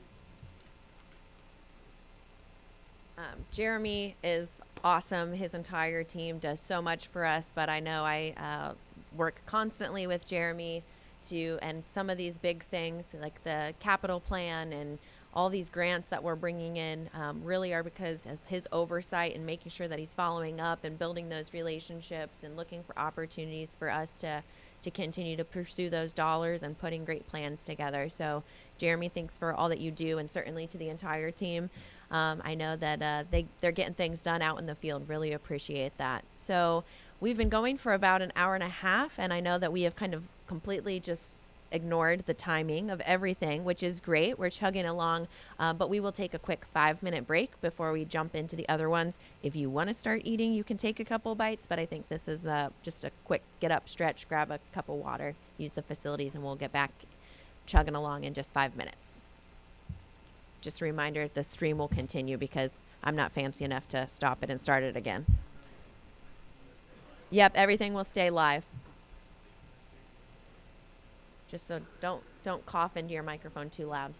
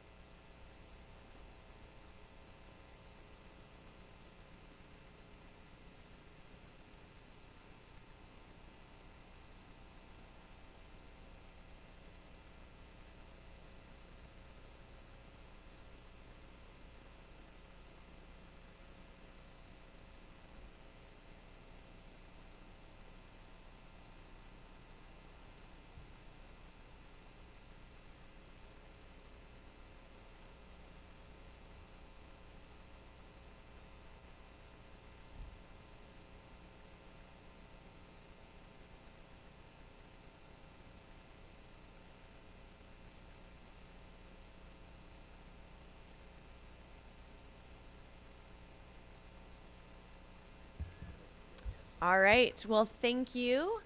Appreciate everybody's attention. We will now move into Public Works. So we'll have a couple of folks presenting this evening. Matt, you want to get us started? Good evening. I'm going to have Dave Hauntz do the presentation tonight. I'm going to be retiring in the spring of 23.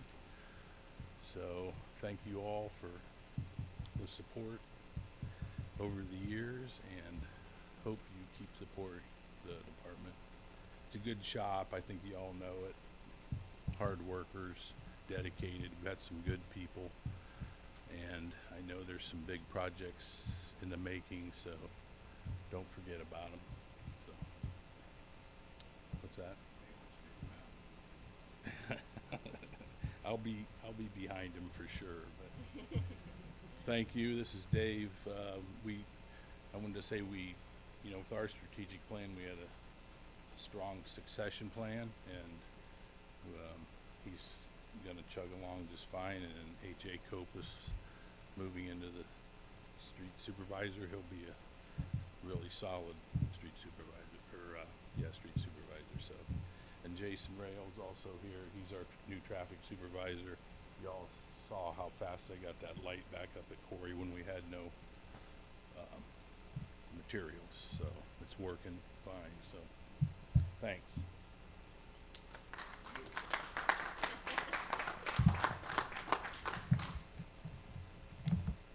Sorry, I'm a little old. So, I'm Dave Hauntz. I'm currently the Public Works Supervisor. I represent 39 of employees in the Public Works Department, and that department consists of the Street Department, Parks, Cemetery, Traffic, and Sign Shop. Street Department normally takes care of like leaves, snow plowing, trees, anything in the right of way. Sign Shop takes care of all our street signs, stop signs, and etc. Parks Department maintains all our parks and the maintenance of the pool. And the cemetery takes care of the 85 acres that are over there. And then the Traffic Department takes care of all our traffic lights for us and then the surrounding area that they collaborate with ODOT and the county. Some of our budget highlights are, of course, the 6% increase, just like everybody else. We got some anticipation of some promotions and realign some employees in certain departments. Other increases was fuel and maintenance costs due to the continuing uprising of everything. And we have a pretty significant increase in small equipment in the parks and the cemetery due to we're going to be the guinea pigs of switching over to the VHF radio system and getting away from the marks. We're going to be the first department to try that out. Some of our capital improvement highlights is we did about $600,000 in street maintenance this year, traffic light upgrades, cemetery fence, and Shelter House 15 upgrades. The accomplishments out of that capital improvements was we did 14 intersections the traffic department performed upgrades to. The street department did paving or resurfacing of 75 alleys, which come out to about 5 miles. We paved 5 streets and did about 2,000 ton of patchwork and CDF repair. CDF repair is, in some places years ago, when they would lay new curb in front of the curb, it's called controlled density fill. It's like a sand. It would kind of settle down, so we'd have to go back in there and grind it. We did that in a couple of neighborhoods. We replaced about 2,500 feet of walk and 450 foot of curb. In the Parks Department, the Hancock County Park District's grant went through Shelter House 15 on the outside and fixed the mortar joints and resealed the brick up. And then with our improvements on the inside, we sandblasted all the brick on the inside, resealed it, all the pillars, did lighting and electrical. The guys from our shop did an amazing job. So if you ever get a chance, look through one of the new windows out there. It's beautiful. Other upgrades in the parks was increase in security. It put cameras up at Emory and Riverside to try to slow down some of the vandalism. We did the cemetery fence. That is totally enclosed now to try to stop the vandalism from deterring people from walking around Broad Avenue and then cutting through the field and cutting through there. So that's totally enclosed now with the fence. Try to slow that down. Some of our objectives in 23 would be more street maintenance, fund money to continue on some of the alleys and some streets. The Park District grant that we were approved for will go to the pool house and redo some of the brick and mortar joints on that. And also our guys are in the process now of grinding the floor down in the shower house and the hallways, and then that'll be resealed and epoxied over. We'd like to finish Shelter House 15, which would be including replacing the roof, and there's some decorative concrete just to come in the parking lot that's all brick. We would like to upgrade that. We're going to relocate the toy at Civitan Park up to Bernard. One of the major things that we'd like to see get done is a tennis court at Rawson Park. That's our only tennis court that the city of Findlay owns, and we would like to redo the fence. We'll mill out the blacktop, put a new surface on it, and then make it tennis and pickleball. Traffic light is planning on for right now around 6 intersections to upgrade, and we would like to continue the collaboration that we work so well with the other departments such as engineering and zoning. There's just a few of them. Any questions? That was easy. Thank you.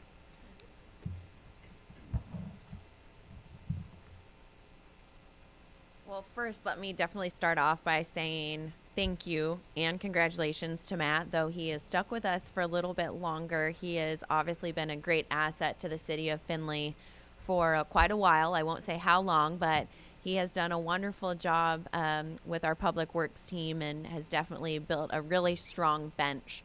And so obviously Dave got to present this evening, but Dave and his team are Johnny on the spot. I hear that from the public often. I hear that from many of you. I know I deal with it. I get the pleasure of dealing with it because I'm sure some of you guys do this, but Dave knows when I'm driving around town because of a beautiful thing called voice to text. And so I will send him text messages via voice to text, being safe, as I'm driving around town. Hey, can you check the curb here? Hey, there's a pothole here. Hey, there's litter here. So they always do a wonderful job with smiles on their face, at least in front of me. So thank you to you and your team. And Jason, you're doing a wonderful job in your new position with traffic. So thank you all for that. As we look at all the accomplishments, I would definitely encourage you to check out Shelter House 15. But this, again, goes back to as we are planning and looking at all of our facilities, one thing you'll really start seeing, and more so, again, I know I talk about capital a lot because the operating budget gives us that foundation. The capital projects are really where the excitement happens. But looking at how do we invest in our existing facilities to make sure that they meet our needs, how do we make sure that we are investing out in the community to make sure that we are providing what the citizens expect. And we're in a good position to really be able to capitalize on that and make sure that we're making some investments that are going to benefit the community long term. So thank you for that. Next up, I kind of skipped, but I think it's water pollution control. Am I correct? Or treatment? Or am I skipping? Oh, Lisa, my apologies. I'm sorry. That's why Lisa, I don't know. What are you going to say? No, I'm just kidding. Come on. Next up, Lisa Mansfield. No. I got distracted for a second. I apologize.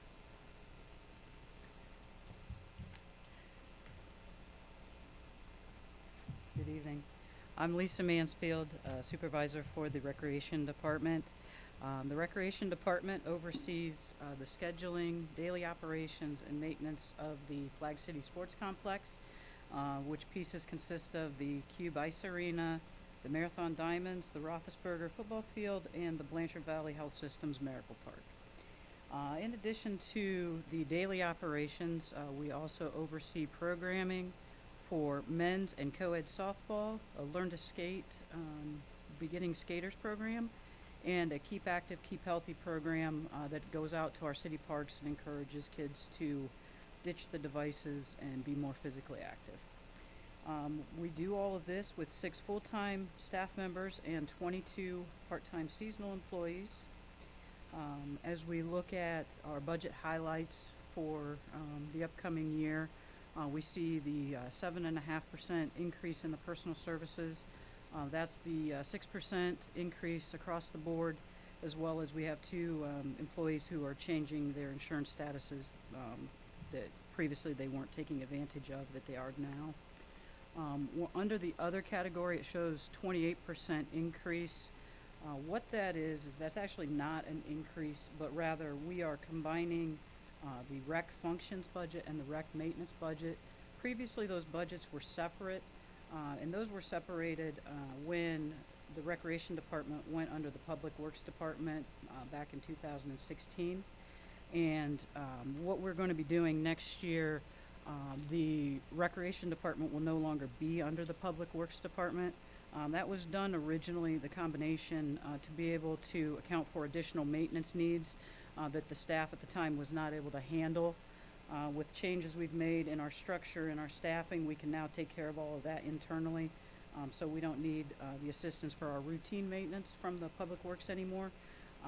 Some of the bigger projects we still would, and that would be handled through the professional services line item within our budget. But that's what that change is coming from.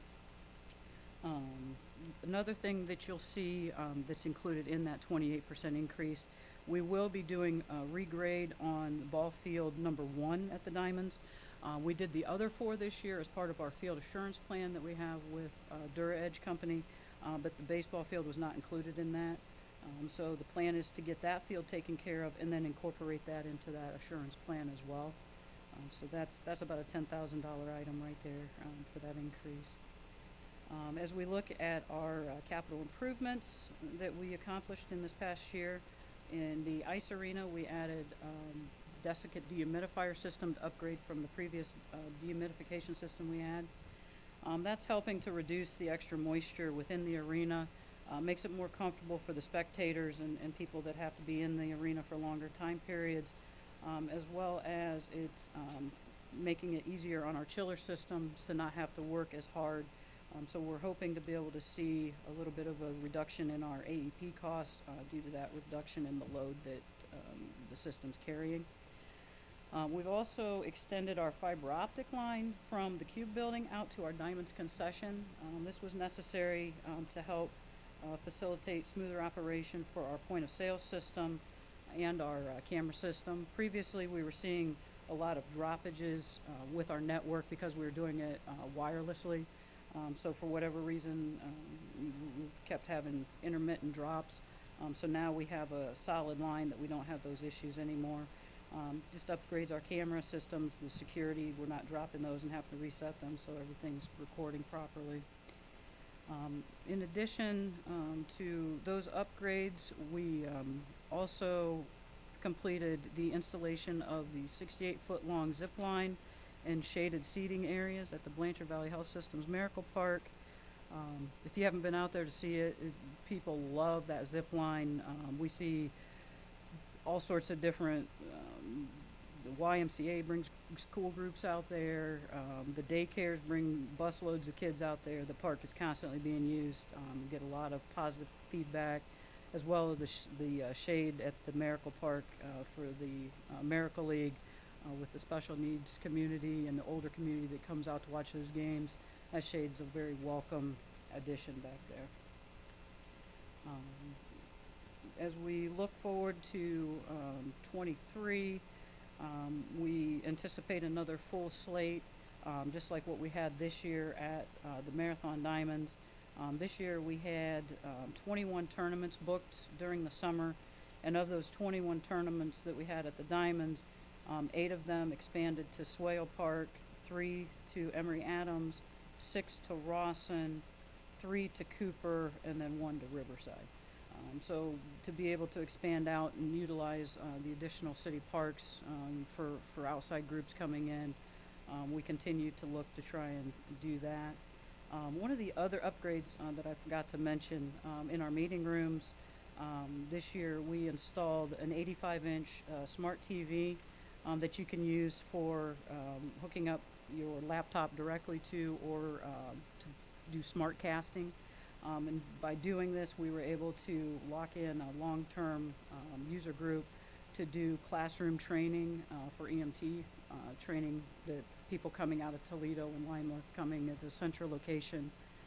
So we look to continue to do that in 23 as well. Any questions?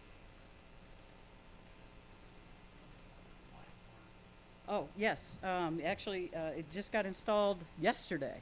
What that is, it's a live streaming service that people can purchase subscriptions to.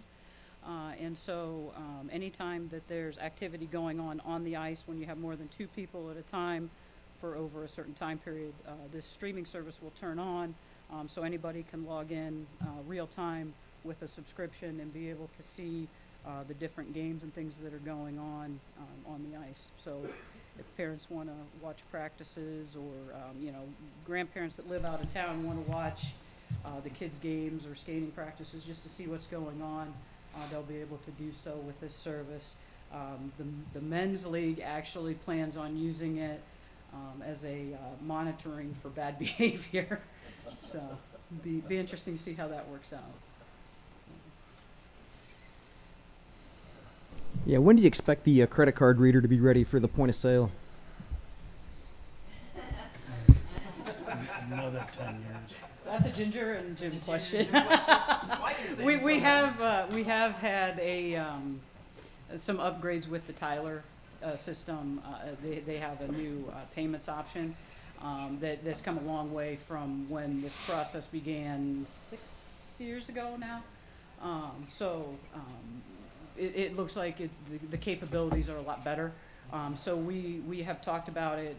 We have plans to get it implemented hopefully beginning of next year. We're going to start with just the concessions operation, concessions and missions first, to make sure that the process works through smoothly there. But it does look like it has the capability to expand to be able to accept credit card payments for ice bills, things of that nature. And then also it has the capability to be able to switch over to where, when we take shelter house reservations, we believe we'll be able to process the payments for those through that as well. Lisa, how many people does the meeting room hold?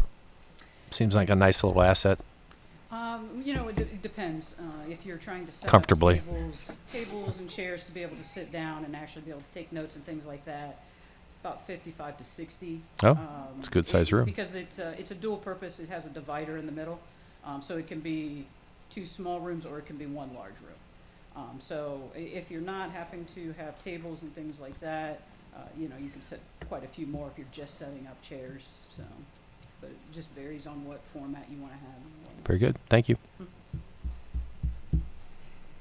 Thank you, guys. Great job, Lisa. Sorry, I forgot you. I really didn't forget you. I just, But no, I want to give Lisa does a wonderful job along with her team of obviously maintaining these facilities, being a great face to visitors, but also she's done a lot the last couple of years to find creative ways to have the Cube and recreation involved in the community, find partnerships for events. The zip line is a ton of fun. My nieces and nephews love it. So they're, 3 and 6 now. So they enjoy getting out there. It's loads of fun. So thank you for that work. With Live Barm, I do just want to make one note that there are control mechanisms around, so you can't just log in anytime and watch what's going on. There is some parameters around. Somebody can say, hey, I want to watch the practice from out of town, or I want to watch this event, etc. But there are controls for safety and privacy, those types of items as well. So just want to make that note. All right, next up, water pollution control, Dave Beach.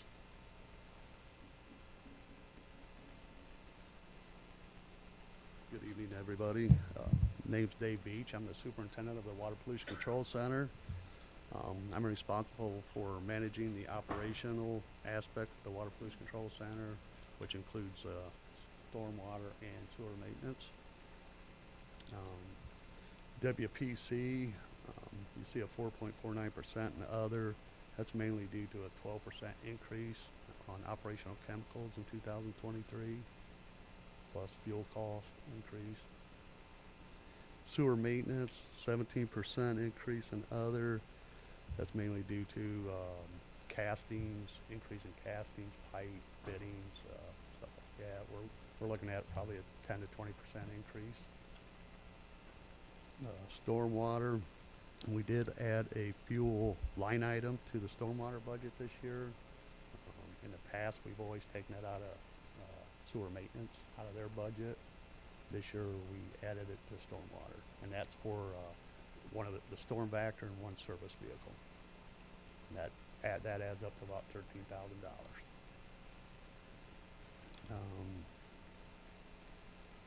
Staffing remains the same in 2023 at 28. That's been unchanged for several years. Some of the achievements for 22, we worked with the Ohio EPA to install a new outlet for Spring Lake subdivision. That was completed earlier this spring. Completed rehab of clarifier number 3, 4, and 5. They're about 95% done. We're hoping they'll be done probably in the next couple weeks. We replaced the collapsed sewer or culvert on Broad Avenue, storm culvert. We replaced the sanitary sewer on Monroe. We removed the storm sewer on Cherry Street from the sanitary sewer and ran new storm sewer to storm down the street, basically. We televised sewers on the north end of the city. This was kind of in conjunction with the long-term control plan. Some of these areas were identified as high I&I areas. And we replaced the administration truck bay and plant maintenance roof this year. Some of the objectives for 2023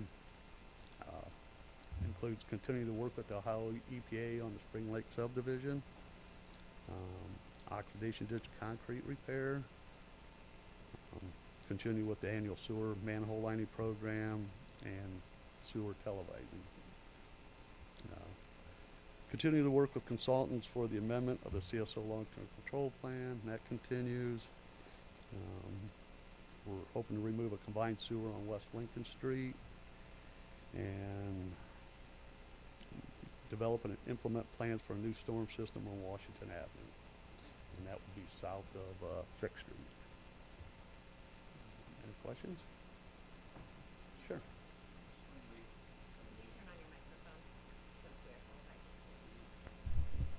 Sorry. On the Spring Lake subdivision? Yeah. Are there any other major issues that are still out there? Let Jeremy's been in contact with Okay. the EPA. He can probably explain better than I can. All right. Yeah, so we went through that whole system. We have videotape for all that, and we've actually watched all that.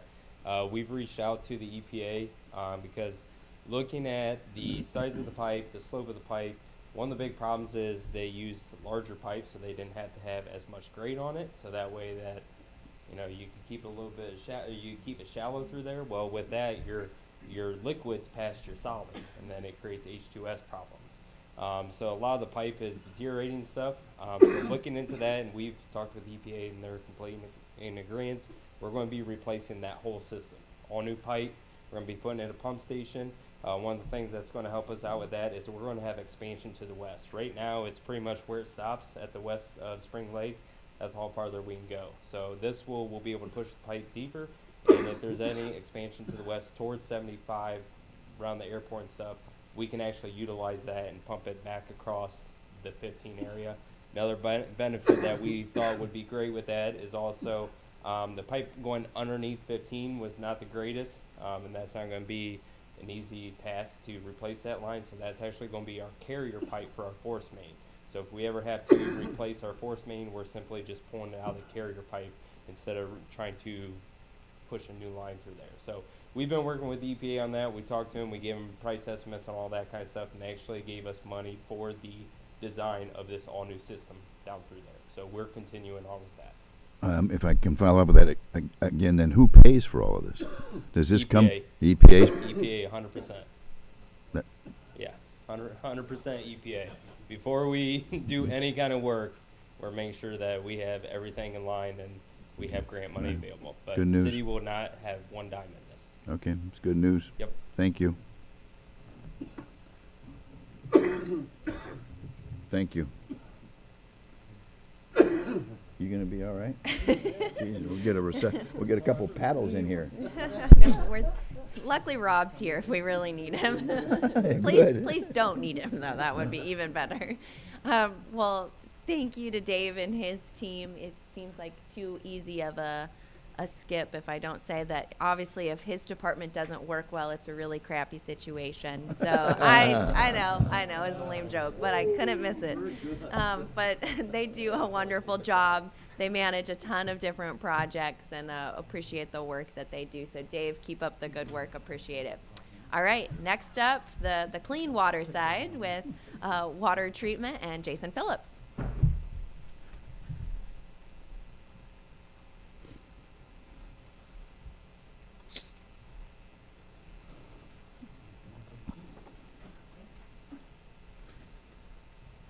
Good evening. My name is Jason Phillips. I represent the 43 employees that are responsible for the reservoir, treating the water, the distribution, and the collection of our utility bills. We've had some pretty cool things happen this year. We started the transmitter replacement project. Originally, the transmitter replacement project was a 5-year project. As of right now, we've been able to expedite and been able to get the first 2 years worth of transmitters installed, as long as supply chain holds up. And the goal for 2023 is the completion of all of the remaining transmitters to be installed. So very proud of the team for their hard work and their dedication to get that much work done in a very short amount of time. Along with that, we are continuing to remove lead service lines. We're down to approximately 40-ish known and about 45 unknown lead services in the city. The goal is that by October of 2024, we will have no known or unknown lead service lines within the community.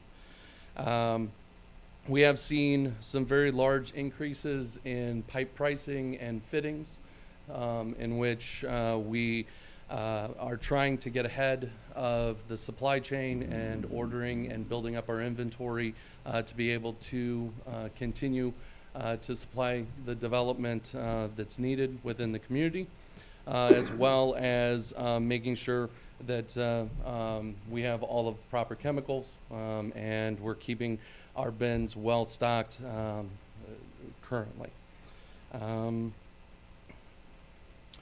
See, just a couple other highlights. As Jeremy mentioned, we did do an experimental spray lining down on Rector Avenue that went well. We've started the engineering for our CO2 and our generator replacement.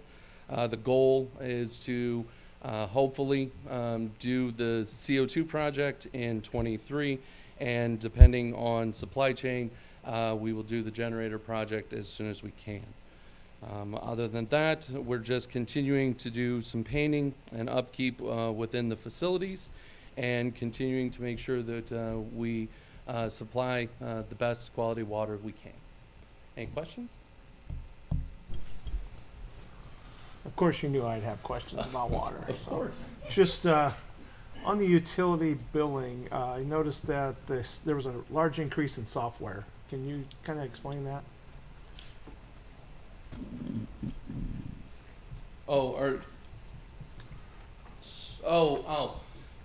Sorry.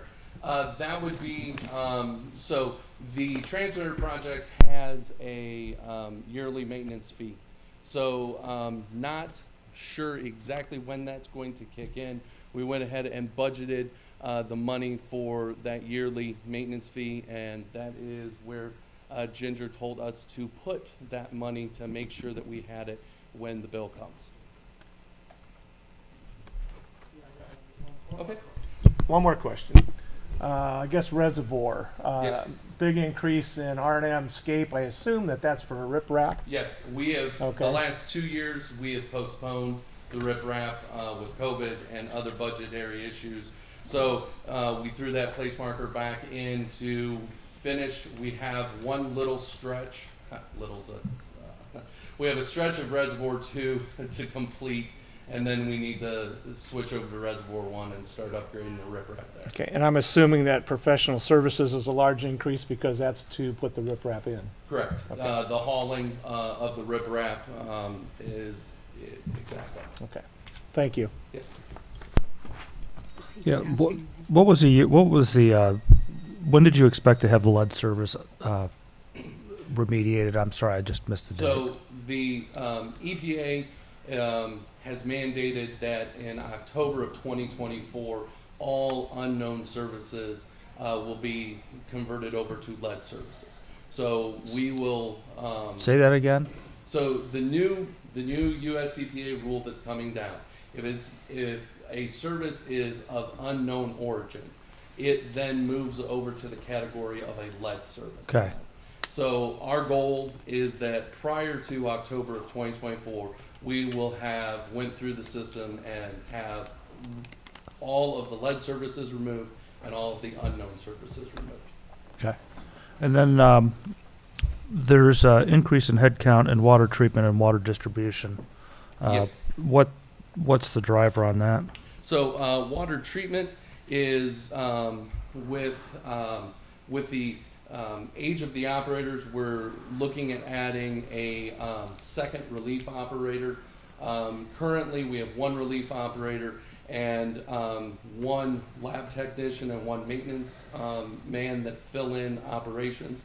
The goal is to keep the lab guys in the lab and the maintenance guys in the maintenance, and add a second relief operator to help fill in for vacations and holiday.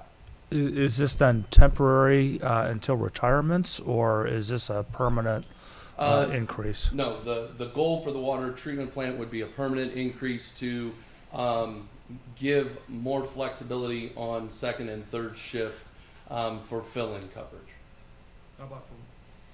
How about for water distribution? For distribution, that increase is an anticipated retirement. Thank you. Yes. So that's going to be just a temporary situation then, Jason? Correct. So that'll go back to 15 next year? I believe so. Yes. Yes. Oh, I'm sorry. Then, Jason, what are your vendors telling you about chemical costs and piping costs going forward? Depends on. It's very fluid is the best way to describe it. As of right now, everyone we've talked to continues to see increases in pipe, increases in fittings. Probably the bigger challenge is that the lead times, specifically for key components, continue to stretch out. The large valves we ordered for the reservoir project back in February of 22, we just got notified a couple weeks ago that lead time, which was supposed to be November of 22, is now going to be July of 23. And the challenge is they're really not giving a reason. They just say that they're not available, and they really don't. We don't have clear times in which we're going to have deliveries. So what we're trying to do is build up the inventory with as best we can to be able to accommodate what we need. And I guess that's where my question would come is we would seem to be building inventory at a time when the cost is probably as high as it's ever been. Would we be better off waiting and maybe even postponing some projects until the cost of this equipment comes down? Because at some point it's going to come back. The biggest challenge is that the city continues to grow. We're still very fortunate for development to continue as development continues, we need to be able to supply the needs of the developers and of the contractors. Projects that we used to be able to very confidently, a project would come in and within a month to 2 months, we could have the inventory to supply that project. That now is taking 6 to 8 months to be able to get that inventory. And a lot of times what the challenge is from our end is the developers and the construction worker, contractors are still moving forward with their projects.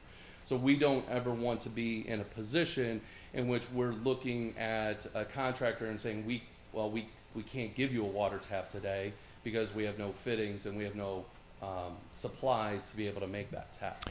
In those cases, and I apologize, I should know this, but are we able to pass those costs along to the contractors then as we do those developments? Yes. So really, it's a wash to us regardless. It is. So, take a typical fire hydrant. That developer, that contractor is paying the city for that fire hydrant. So whatever our cost is, that cost is just being passed on. So we're just trying to be able to maintain the needs. So really, the only risk that we would have is any inventory that we potentially could actually put in to inventory at some point in time, but it doesn't seem like we're going to really. I mean, do you think you can actually build inventory of this stuff, given the lead times and everything else? I know it's a crapshoot. This is the question we've been asking. Right. Yeah, so you're asking the exact questions that we discussed as we were, talking through the budget, as we've talked to water and sewer over the last couple of months. We're trying to keep as thin margins as possible on what we're purchasing, recognizing the price is high, Yep. while also recognizing that we need to be in the line as there's a limited supply. So it definitely is kind of one of those crystal ball situations, but as Jason mentioned, the majority of these items that we're really expecting those that we're investing upfront in right now are pass-through costs. We are just we're not, maybe not seeing as much benefit if we are charging a certain fee to them that we may not recoup as much as we have historically. Thank you. Thanks, Jason. Obviously, Jason's team has had a lot of projects. They are a key part. One thing that I always think is interesting, so I'll take this opportunity mainly for those who are watching. We have teams that are dealing with water line breaks, and how do you control it? It can be we can have 3 breaks in one day. It can be from ground shifting over years. It can be from water changes. It could be from somebody having construction done nearby. So the unpredictability of the jobs they do and how they make sure that our system is continually working and that we don't have issues that so many other communities face. I'm really grateful for the work that they do and how they're looking ahead, how they're planning, and all of that they're able to accomplish while maintaining those operations. I know they are working a million miles a minute trying to get these transmitters in on top of all of their other work. So a big shout out to them and the work they've been doing. All right, I guess I should put up my own department.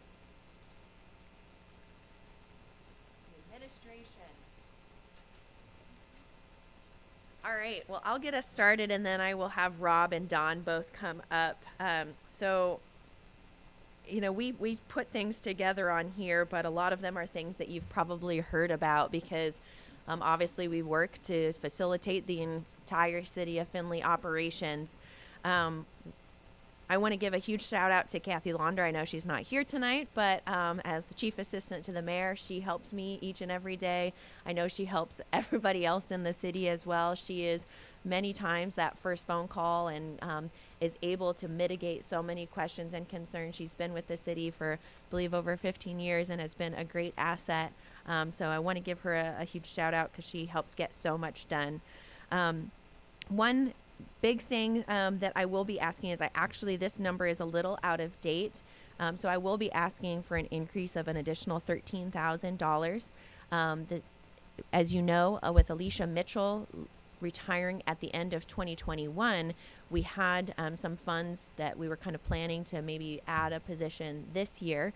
We decided to kind of hold off for a while, get a better handle on it, and we did start looking, couldn't find the right person, and then actually found a candidate who has accepted an offer. Jacqueline Holman will be joining our team in early 2023 in the project manager position, and will really be a jack of all trades, supporting our team with the key performance indicators, the strategic planning efforts, with communications, with some of the things that are coming out of the strategic plan related to kind of downtown communication and being that liaison, and so many other things. So I'm super excited to have her join to the team. We did with that, though, brought her on as full-time rather than part-time, recognizing the kind of breadth of what she'll be doing for the city. So we will have a change there. Additionally, just some other highlights. Obviously, we've been moving forward with many of you involved in the strategic plan. We've continued to maintain a strong financial position. This is great, and I'm super excited. And as we go into 2023, I know I've had conversations with many of you of some of the things that I think are really opportunities for us to invest in, whether it be the downtown recreation area, some of our facilities, other parks improvements, downtown parking, all of these different things that I think we have opportunities to address. I'm excited to be able to move those forward. We were named for the 8th time in a row the top micropolitan by Site Selection magazine for economic development. I'll hit on some of the things. So looking at 2023, obviously we've started implementation of the American Rescue Plan Act funds. We will have probably in early January a proposal to kind of use the rest of those funds. I know the auditor had recommended that we kind of get those off the books so that it's clean moving forward in any funds that we would be putting towards different projects. Continue to support and implement the strategic plan, the phase 2 benching downtown and the downtown recreation area. Implement the data management technician / special projects manager, continue to support the flood mitigation efforts, which we'll have conversations on early next year.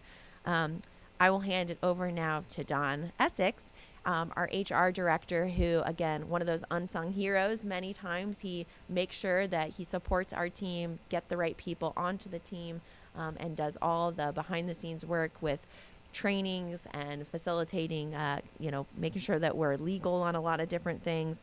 So Don, I'll let you come up and give a little more information about what you've accomplished this past year. Good evening, everyone. I'm Don Essex, and I'm the HR director. So under the HR umbrella is staffing and recruitment, performance management, workers' compensation, employee relations, labor relations, training, safety, employment law. And so we have 370 employees, 320, which are full-time. So if you look at the HR budget, which is a budget of one, there's one person in HR, there's an increase of 12.84%. And that accounts for the wage adjustment that we'll be getting for 2023. And then there's a decrease in other. Most of that is money not spent in the personal development budget, and also no money was spent in advertising. So just to go through a couple of achievements that kind of funnel through HR, I really call them more employee achievements. Workers' compensation, we had 2022 over 2021, we had a 65% decrease in reportable days. So a reportable incident is one in which someone has to seek medical attention. So they had to go to the emergency room or to the hospital. They were hurt at work. We had a significant decrease in lost days. So it was 168% decrease. So we went from 101 lost days in 2021 to 18 lost days in 2022. And so lost days are when someone has to be off work because of a workplace injury or accident, and it's usually for more than 8 days. So that was a good achievement for employees, and of course we want employees working. That's the most important thing. We want them working and we want them safe. We don't want them to get hurt. So that's a great statistic, and hopefully it continues to stay that way. Updated the training plan for management. So back in 2018, we had a consultant come in, and she did a SWOT analysis, and so the management actually looked at what the areas they like to work on, like communication and conflict management. So that plan was made in 2018. We started working the plan, but then, you know, at the end of 2019, COVID happened, so we couldn't have really any training, in-house training. So it kind of stalled. So I revised the plan, so now it's 2023 to 2026.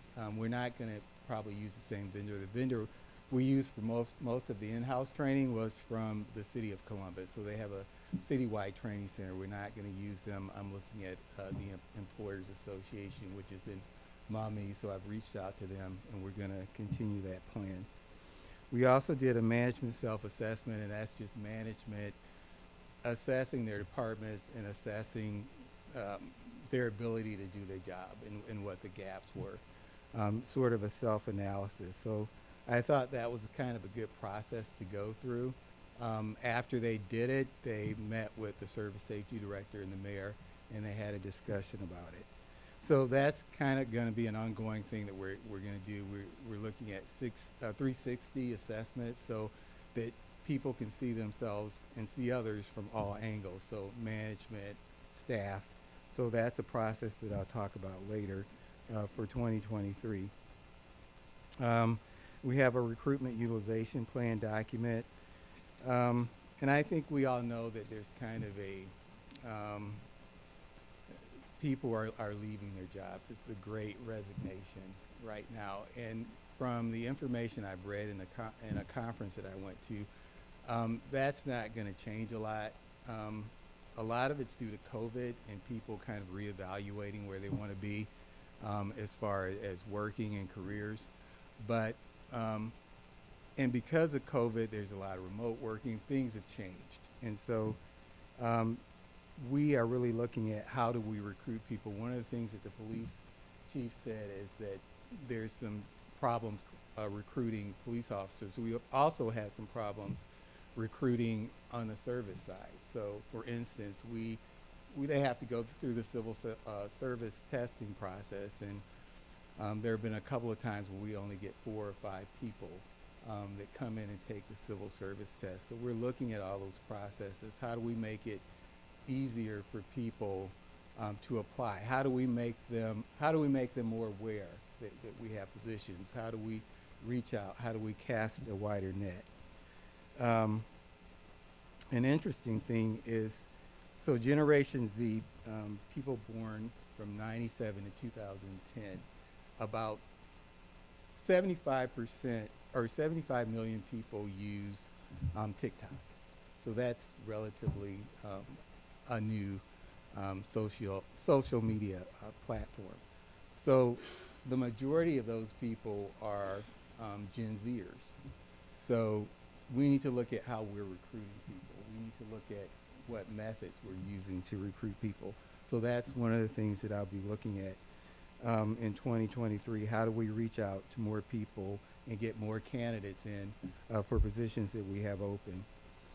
I participated in a couple of conferences. So there's ICMA, which is the International City and County Management Association, and IPMA, which is the International Public Management Association for HR. So it's like SHRM, but it's just, it's only for public HR employees. So the difference this year is that I was actually a panelist. So I think by being a panelist and being more exposed to the people that are there, to the other panelists that are usually very knowledgeable, you get to bring things back to your organization. So hopefully I can continue to do that.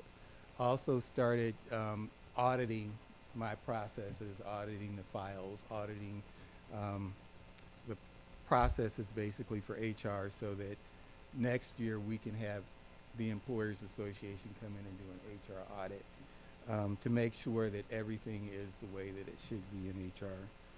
We had a veterans luncheon this year, so that was well attended. We had about 20 veterans. Nicole Coleman came in and spoke. That's something that we want to continue on a more regular basis and maybe have a bigger event in November. But this was very informal. The veterans and military members really seemed to like it. And it was just an opportunity for them to talk about some of the things that they've experienced with Nicole there.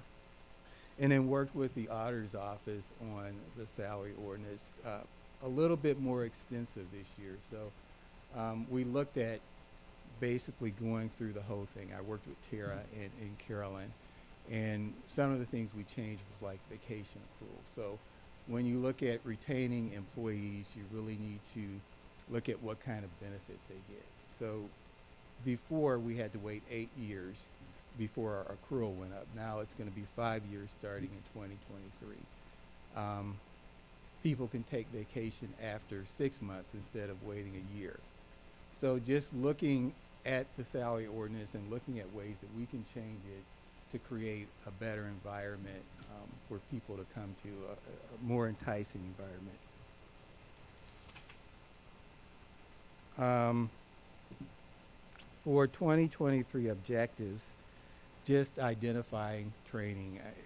There's going to be more training in 2023, so identifying the needs of the department.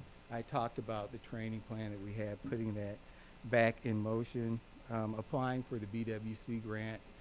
As you all know, the fire department got a couple of safety intervention items over the last couple of years. So we have to wait for 3 years, and because of COVID, it kind of extended. So I'm going to look for what we can apply for in 2023.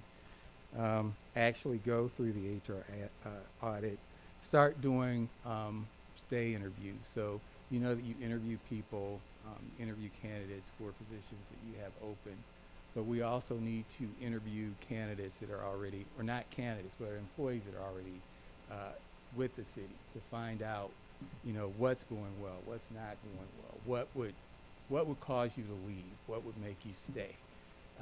So especially for employees that are hard to place or hard to recruit, we need to look at how we can make it a better environment, and sometimes that takes one-on-one interviews to do that. And then I talked about standard operating procedures, so creating standard operating procedures for the processes, making sure we have processes in place, not only for HR, but also for other departments. The 360 assessment, which I talked about, employee law and compliance training. I think we're a little bit lax in that, so I want to have something that we have to do every year. And then creating recruitment and safety manuals and materials. So I hopefully will have an intern this year or next year to help me with some of these things. So basically the major things for 2023 are process improvements, having processes in place that are clear and well defined. Safety, we're not having safety.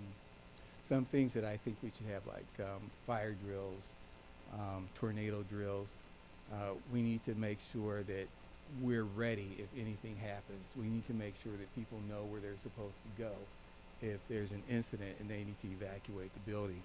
It's posted, but I think we need to practice it. And then training. So that's all I have. Any questions?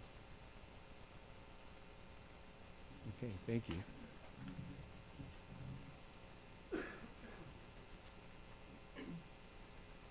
Well, good evening, everyone. For those online that don't know who I am, I'm Rob Martin, Service Safety Director for the City of Findlay. We're about an hour and a half ahead of schedule, so it's my job to get us back on schedule. That's funny. You're supposed to laugh. All right. A point of order, sir, right? Okay. All right. Just a little jocularity for the room. So, Don, thank you for that. What Don does is so important for all of us. The touch points of human resources is it's just so valuable, and Don just does a remarkable job keeping us in line, and is that resource. Those things that some of the things that he has to help facilitate aren't the popular things, but he does such a great job professionally, and we're grateful to have him on our team. So I am the Service Safety Director. I am a department of one, and a couple things on the budget itself is an add-on to my budget, and the other was with some of the anticipated annexation, surveying other administrative fees that are going to have to happen, that we anticipate happening in 2023 moving forward. We wanted to have a consistent place in the budget where we could march that out and actually be able to pull that data whenever we wanted. So we're going to put those administrative fees in the Service Safety Director budget so we can identify those. A couple things that actually aren't on this but are in your book is the municipal building. A couple bigger ticket items in that are, one, we have some HVAC work that's going to be done to our existing aging HVAC system. So there's some additional cost there, and that is not necessarily cheap to upgrade and maintain. So, but it's still in good working order, and we have the people in place that are going to do that work for us throughout the year. And the other point would be our windows are going to be replaced, and second and third floor had already been replaced, so that's the final phase of that project. So those are some of the bigger ticket items in the budget. To point of order, I've had the luxury, as well as all of you, to sit here tonight. Probably like, what's the Service Safety Director do? Every department that you've heard of tonight, excluding Don Essex, the HR reports directly to the mayor.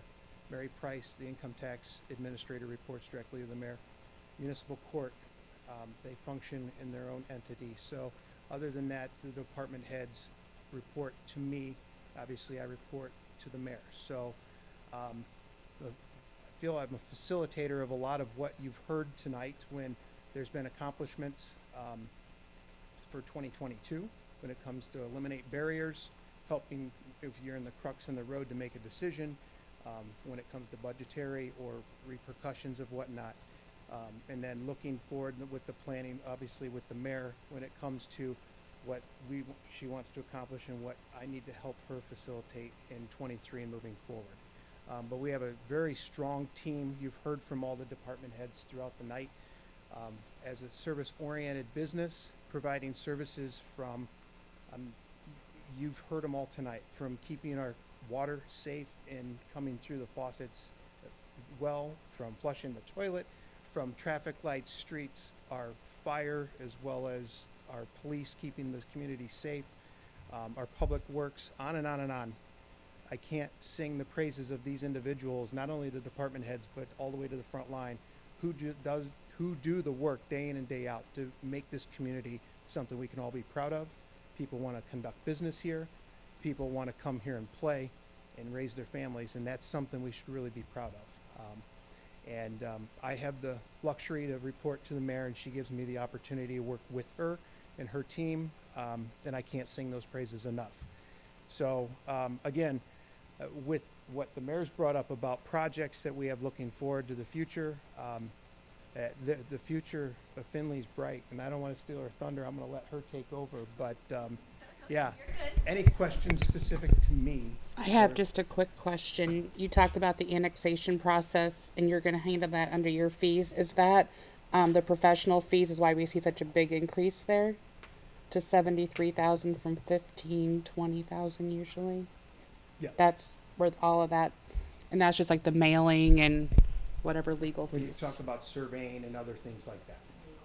Legal work and all that other ancillary work, yes. Okay, thank you for your time.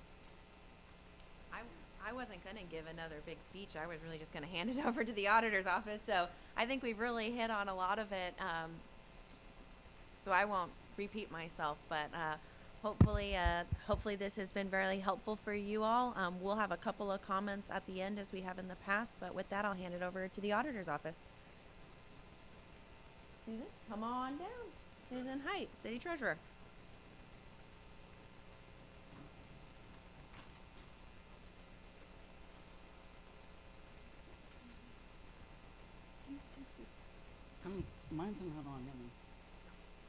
So mine's really simple. And as you all know, I'm your city treasurer. This year coming up will be my 12th year. I would like some new furniture. In my closet, I need a new desk so I can expand out and do my work properly for all of you.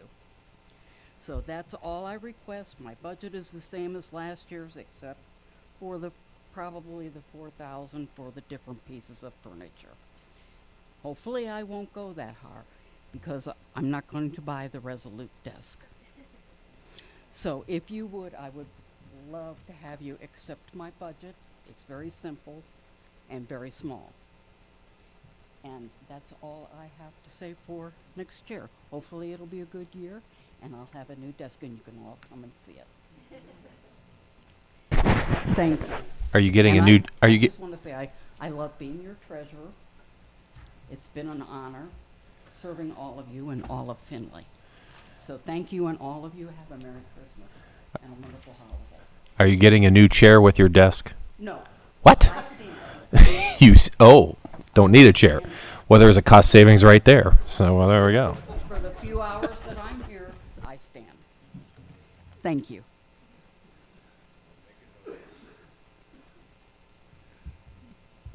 Good evening, everyone. For those watching at home, I'm Jim Stashak, your city auditor, and Susan, it is a privilege to serve this community as elected official. I think that's wonderful.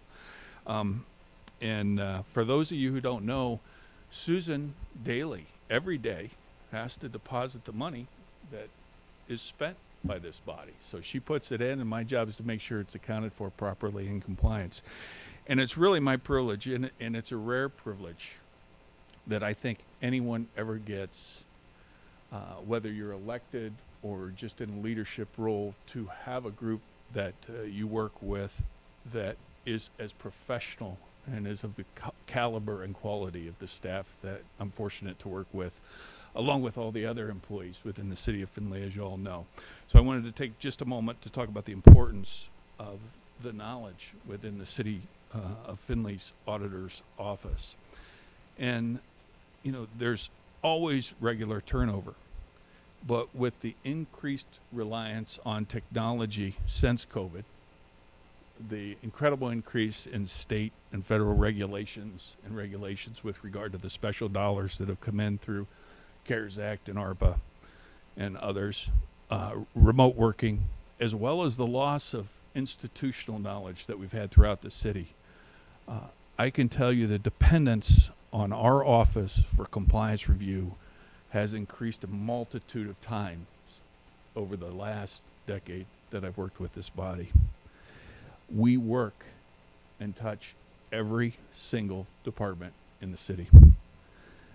That being said, I want to say thanks to Carolyn, who I think most of you know is going to be retiring sometime early in 2023. She'll be a big loss. And Tara, who has come in to help take her place. I don't think Carolyn is even replaceable, though, and we all know that.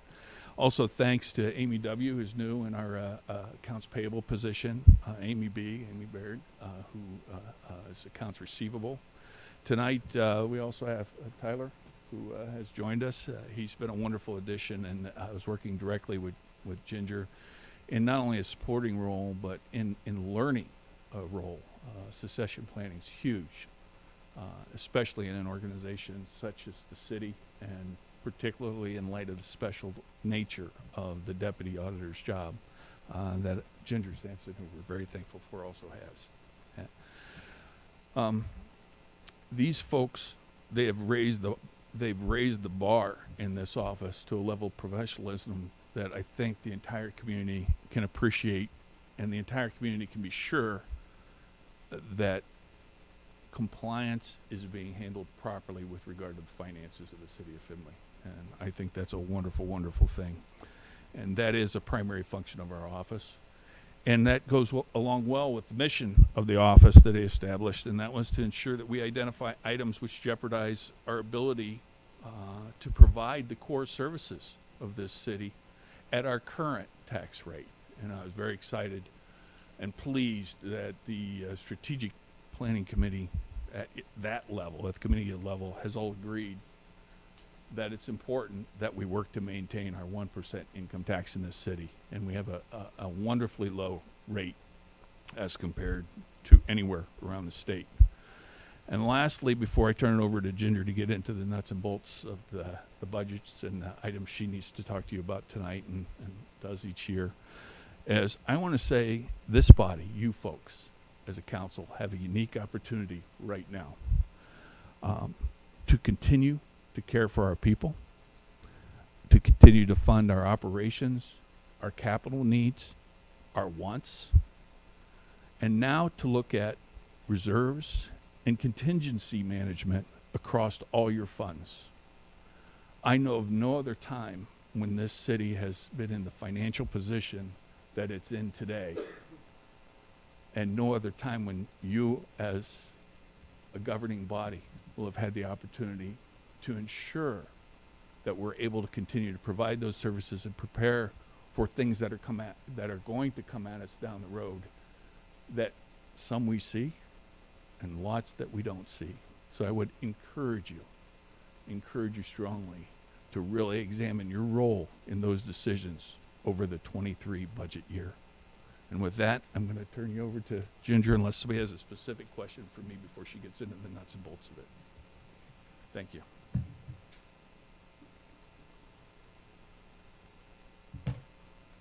Bringing us down to the short people level. All right. It's lovely being the last person of the night because at this point in time, you're really tired of listening to this. But we're going to go through a couple more budgets. First budget is actually up that I have is council budget. I do not prepare your budget. Denise does prepare your budget. However, I do know what's in it. Your budget is basically about the same as it was for 2022. The biggest difference is in 2022, under your professional services, you have a large dollar amount. That is the dollar amount used to pay for planning next for your strategic planning. Otherwise, your budget basically remains unchanged. Do you have any questions about your council budget?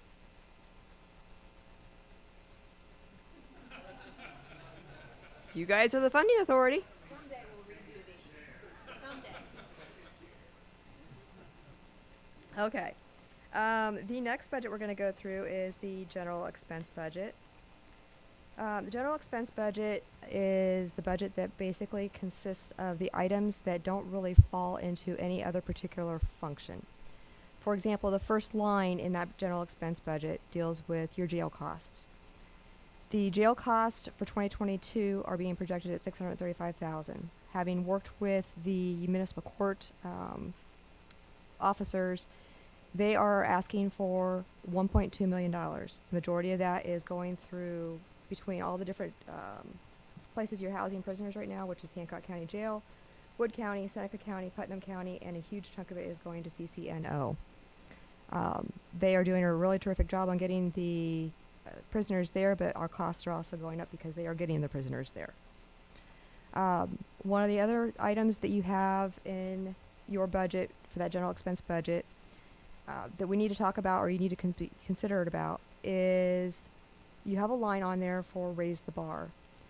I did not put any dollar amount in for 2023 for raise the bar because I have not seen where there has actually been an agreement by council to say they're funding it or not funding it. As of right now, there's no dollar amount in it. Doesn't mean you can't change that either now or change that later. I just want to make sure you understand that I did not do a accidental omission. It's for you to decide. The other items that are kind of large in your budget have to deal with the subsidies.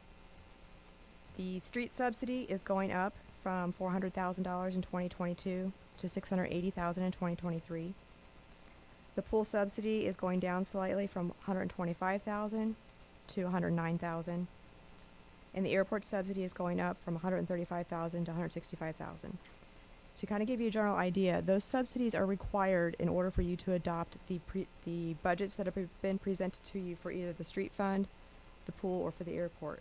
You cannot adopt those budgets that they've been presented to you without subsidizing them from the general fund because they are not making enough money on their individual funds by themselves.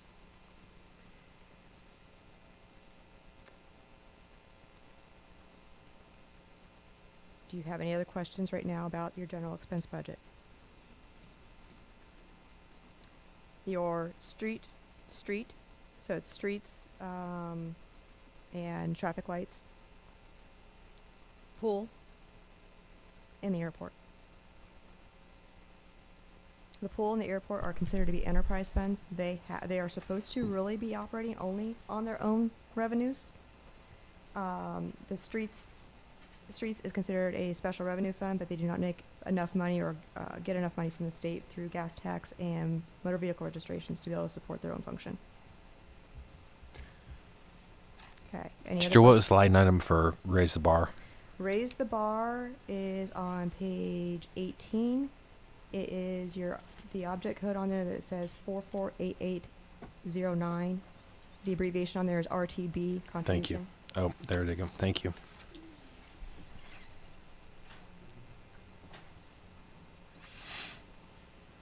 Okay, ready to move on?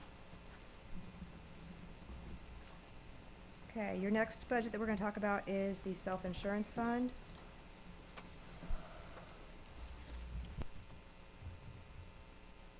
The self-insurance fund has 3 lines in it.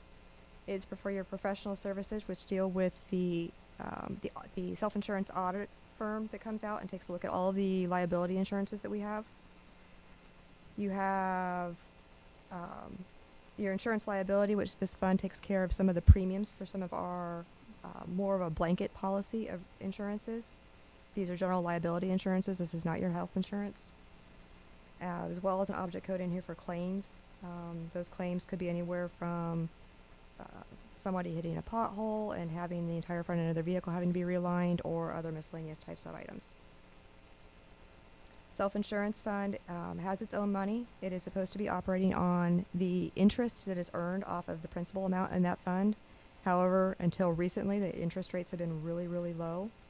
So for your part of your council cleanup legislation that'll be presented to you for next Tuesday, there will be a request for $101,000, I think, to bring this fund back up to its minimum of $1 million principal. Right now, you're under your $1 million principal. You're supposed to be up at least $1 million. Okay, any other questions on self-insurance? Okay, the next budget would be the auditor's office budget. Last year when I came to you about this time, I had told you that we had just found out, or had actually just lost one of our employees who had been training to learn the payroll position for 2.5 years. He left. We lost him to Marathon. And about 2.5 weeks after this particular meeting last year, then I also lost my accounts payable person. So our office was running on 3 full-time people outside the office that were non-elected people. In February, I was able to steal from Bowling Green State University a payroll person. So we weren't necessarily having to start from square one on how to do payroll, but we do things obviously a lot differently than a state institution does. She's been doing very well since February, and she's learning from Carolyn a lot of information. Carolyn has told us that sometime within the first 6 months of next year, she'll be retiring, but we don't know what particular date it is. So our budget does include at least 6 months for Carolyn. Then in April, I was able to hire and steal away and take advantage of the fact that the Goodyear was purchasing Cooper. I was able to steal away an accounts payable person from Cooper. She loves accounts payable. She has been a wonderful asset to our team. And also in April, I was able to hire in Tyler, and Tyler is basically my shadow. He is supposed to be learning a lot of different pieces and parts and functions. He is still trying to learn a lot of things, and he's amazed every day. And he's basically our entertainment for the office too, because he is amazed and he's eager to learn. You will notice in our office budget too, there is also an increase in our small equipment that has to deal with the purchasing of the credit card machines. I know there's been a lot of discussion about it. Again, this is something that hasn't been taken lightheartedly. Right now, it takes me just a little over an hour every morning just to reconcile out our daily activity for our bank account. Considering credit cards into the whole process has been a very serious issue and serious concern to make sure it doesn't make it to where that it takes me 3 hours to reconcile out the bank account. We have a solution that we think is going to work that Lisa Mansfield kind of alluded to. Our first priority is obviously for recreation. It works very well with their system. It should not cause them extra work. It should not also cause me extra work. That hopefully will be able to come in place sometime in January or February. The longest lead time is going to have to be getting merchant IDs. But a lot of the equipment that's in there, that's in our budget, has to deal with also implementing this throughout other places within the city. Again, focus on one department at a time. I only have so many people in my office. I only have so much time. I'm trying to work on other things, so we are working all the way through this. The other thing that is also slowing us down a little bit on the credit card implementation, and the mayor will probably discuss this with you as part of the ARPA discussion too, is along with that, we are also implementing the time management, timekeeping system, as well as advanced scheduling. All of this stuff requires internet capability. What we have found out is, because everything else runs on internet, including things of your own houses. If you think about one of the examples I've been using is everybody's Roombas are also running on internet. We have run out of Ethernet cable ports within the city. So one of the things that I discussed with Brent and then discussed with the mayor as well is possibly, rather than having a company come in just specifically for my projects running Ethernet cables, looking at a citywide process to find one company come in one time rather than having them pay for them multiple times to do the same exact thing. So she is working through that with Brent on it. And as that happens, and so as some of those ports get installed, then we're able to expand some of this stuff out to other departments. But I am being a little bit limited on what I can do based upon the availability with Ethernet cables. Does anybody have any questions about our office budget? Yes. Ginger, are you going to, your office, will they incur any expense for the new interface with the income tax software? No. Anything else? Okay, I have one last piece for you. Under the section labeled financial summaries, the very last page is a nice bright gold page. Looks like this.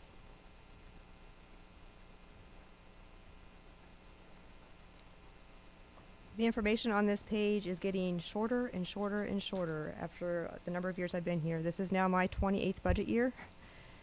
This used to almost flow over to a second page. We're almost down to almost just only half a page.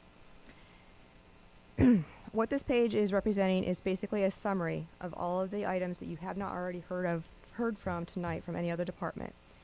This includes anything from debt service accounts to other miscellaneous type accounts that our office takes care of. Again, this because of the fact that your debt is being paid off and it is whittling down, this particular sheet is getting much smaller.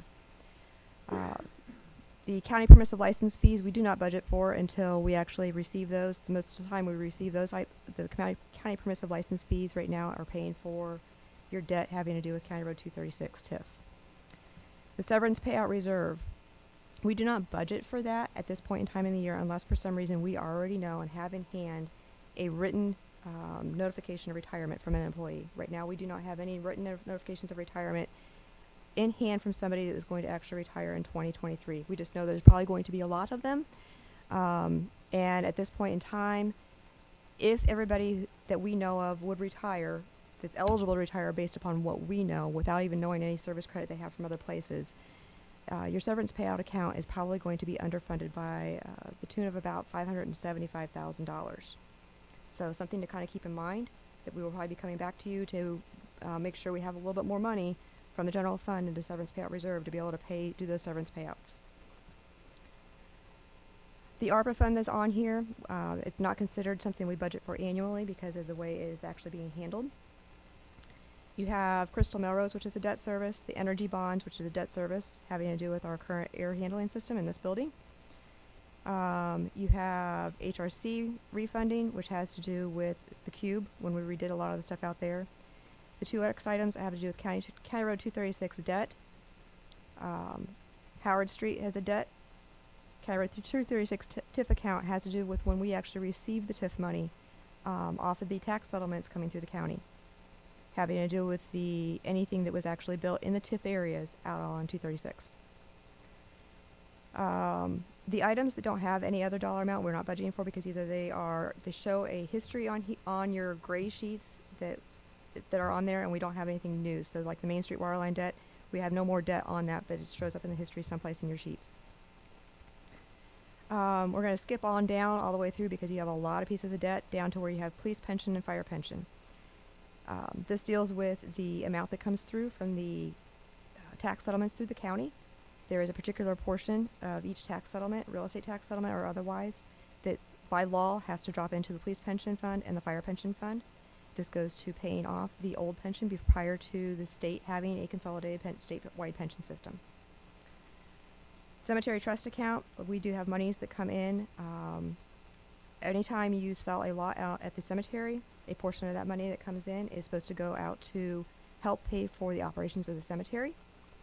And that continues to keep going that way until we no longer have any more lots that we can actually sell at the cemetery, but it's supposed to help offset the operations of the cemetery. The private trust account has to deal with those people that in their wills, they have some sort of a bequest that the city does something special for their particular gravesite.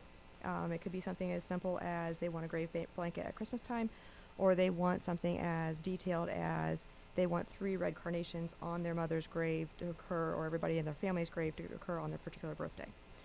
That is also handled by our office. As far as the tracking of the financials, the cemetery department has the responsibility of actually making sure those items get on those particular graves. The last two items on there have to do with special assessments of sidewalks and special assessments of storms. As of right now, you have absolutely no more special assessments, sidewalks, or storm debt. It's all been paid off as of December 1st.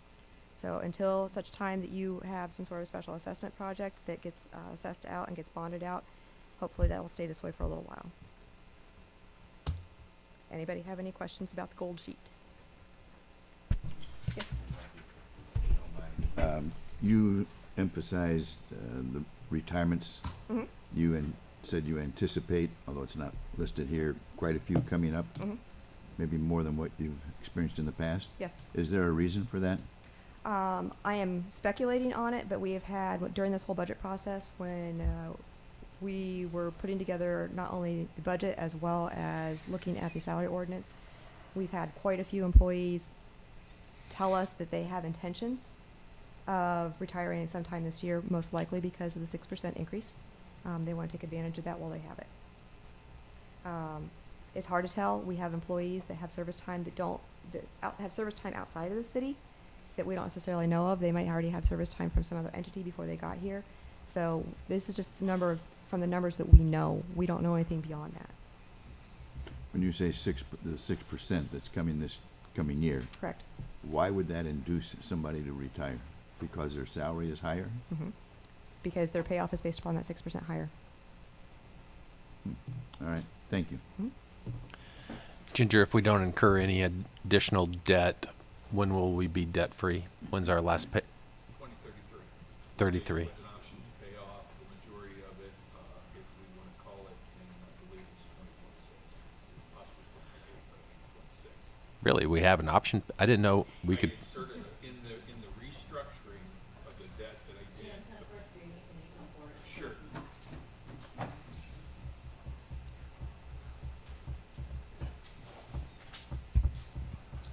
When I restructured the debt to try and take advantage of the markets and the cash flows and where we were at, we were able to incur overall over each of the pieces that we did over that period of time a savings of cash flow of about $1 million. However, at that same time, I saw an opportunity to insert a call a few years earlier than the 2033 payoff, not having a crystal ball what the markets would look like, and because some of that debt is a little bit higher.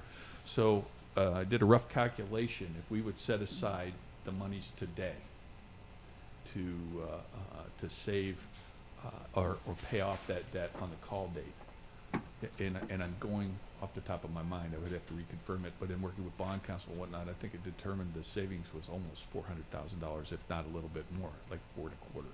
So $425,000, $450,000. It was significant, and that's why I inserted the call in. Paying cash to offset interest incurred is always a good thing if you're in a position to do it. And that goes to some of my comments earlier. It's wise to consider these things as part of your long-term planning while we're in the cash position we're in today. And it's very, very important. Had a wonderful brief discussion with Rob a few days ago too, that Now, when you're looking at your capital planning and your committees are evaluating the capital projects the administration's going to bring to you, when you're determining whether or not to pay for it early, you now need to incorporate into your thinking interest on money, between 4 and 5% interest in the 2-year window. So if you want to prepay, it's not just, is it wise, is it the right price, but now we can get 4 to 5% interest on that money over the next 12 to 30 months. So we've got another calculation that needs to be factored into that discussion. So I appreciate the question very much. So Jim, what's the call date that you implemented? 27? The debt section, it's on the debt section here. Well, I'm not sure if I inserted it in your package. I have a debt summary here. It's okay, Here Jim. for you. Hold on, let's see if I can give you the exact one. Oh, that's not my book. Or copy here. There's the debt summary page. I'll get back to you. It's no worry. 2026 or 2028. I'm thinking in my mind is 2026. All right, thank you. Yeah.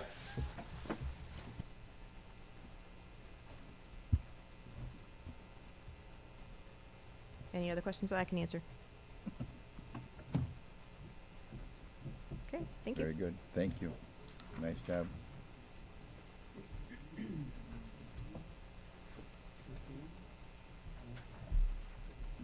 Thank you, Jinder. Appreciate. I know there's a lot of things coming at her and the team on a daily basis, and we appreciate the work you guys do to help us and the department heads certainly keep things moving along.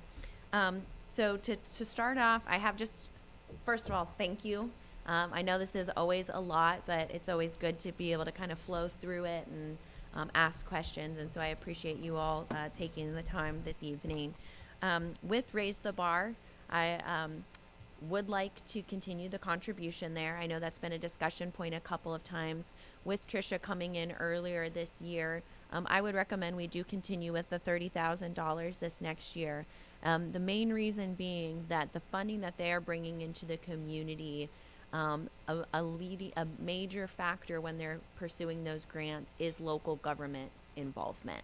And so I think that those dollars are really paying dividend in how we're getting the grants to help stand up a lot of these different programs, a lot of the frameworks. I know Tricia right now is focusing a lot on using some of the frameworks we've done around, cradle to career pathways and education for manufacturing, moving that over to healthcare and health professions, and then really starting to look at how do we roll that into kind of the main 7 sectors of workforce that we see. So I would recommend that we can continue that contribution. I know that that's something that they have greatly appreciated. It's my understanding that's currently built into the commissioner's budget as well. I know there was concern in the past about kind of representation on the board and if it would be appropriate to have a key seat. I had spoke with Councilman Wobser earlier this year. I think that that's something, again, that the board is open to. They had 2 years ago, I guess, Jeff, when we were both on the board, kind of brought that up as wanting to remove kind of those defined seats because just because you're a contributor, they're like, okay, you helped stand up the organization, but it may be beneficial to bring in different people kind of as we're focusing on different things rather than just having somebody on there because they're helping stand it up. I am the chair of it both this year and next year. So we do have involvement. I know that Tricia would be happy to come and make presentations as appropriate, but it would be my recommendation that we continue the financial support there because I think it is obviously a key area for our community and the economy, and want to continue to see that organization continue to do well. The final thing I will comment on that, they are also looking, as they're doing their kind of strategic planning for the next couple of years, what does their funding structure look like? So that is a conversation that they're having, and how do they try to avoid having to kind of come back to organizations repeatedly. However, they also, I also have said I don't necessarily want them going out to businesses and trying to fundraise either. If we can help provide seed money that is supporting the entire community's workforce efforts, I believe that that is a better structure. But we are having that conversation. Who's all funding it right now?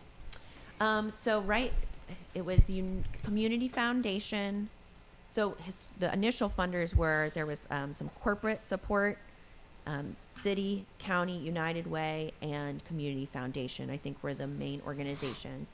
Currently, it's Community Foundation, city, and county. And then the majority, their really operational budget, as you guys recall, is outside grants, but a lot of those you have to pay up front and then it's reimbursed. So you have to have some operating money on hand. And the chamber doesn't put any money into that? No. grouping? No. They have their office at the Alliance, but they're in no way tied to the Alliance organization. Other questions or comments on that? I do have a couple of other items I just want to go through real quick. I guess on that one, we would ultimately have to pass legislation to put that into the budget, correct? Or can we can't take a vote on that tonight, can we? You haven't passed the budget yet, so That's if true. you say that you want it changed in the budget, I think we can modify following this process, and then it's the budget that's passed. So just like I will go in and update my budget to increase the salary amount for Jacqueline, we'll probably have a couple of other little tweaks. My comments on that are, back when we started this we did it contingent on a board position, and such that we were able to watch the people's money that we spent. We are not involved in any other 501c3s. In fact, we made a point at that point in time to get out of several of them. To get away from that type of funding. And I still believe, though, the function of this board is good. I think Tricia's doing a good job, and it's something that's vital to our economic growth going forward. In fact, I would like to see her continue to push forward faster. With that said, there's two ways to look at this. I mean, if Tricia was and the board was amenable to adding a position for us, I think that would be in my personal opinion, the best situation. Then the second point would be if mayor is on there for 2 more years, you're the chair for 2 more years. Is that correct? Or what's your term?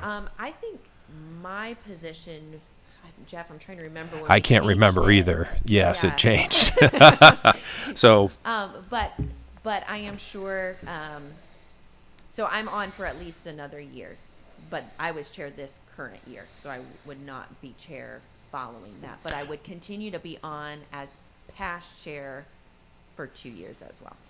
Okay. So depending on how council would like to look at this, I think for 1 year, I think we're okay because the mayor will be there watching the people's money. I think that's sufficient. However, when we have to watch this as we continue to go forward. And I think that makes sense. Again, as I mentioned, they're really looking at, as an organization, how do they make sure that they have sustained funding long term.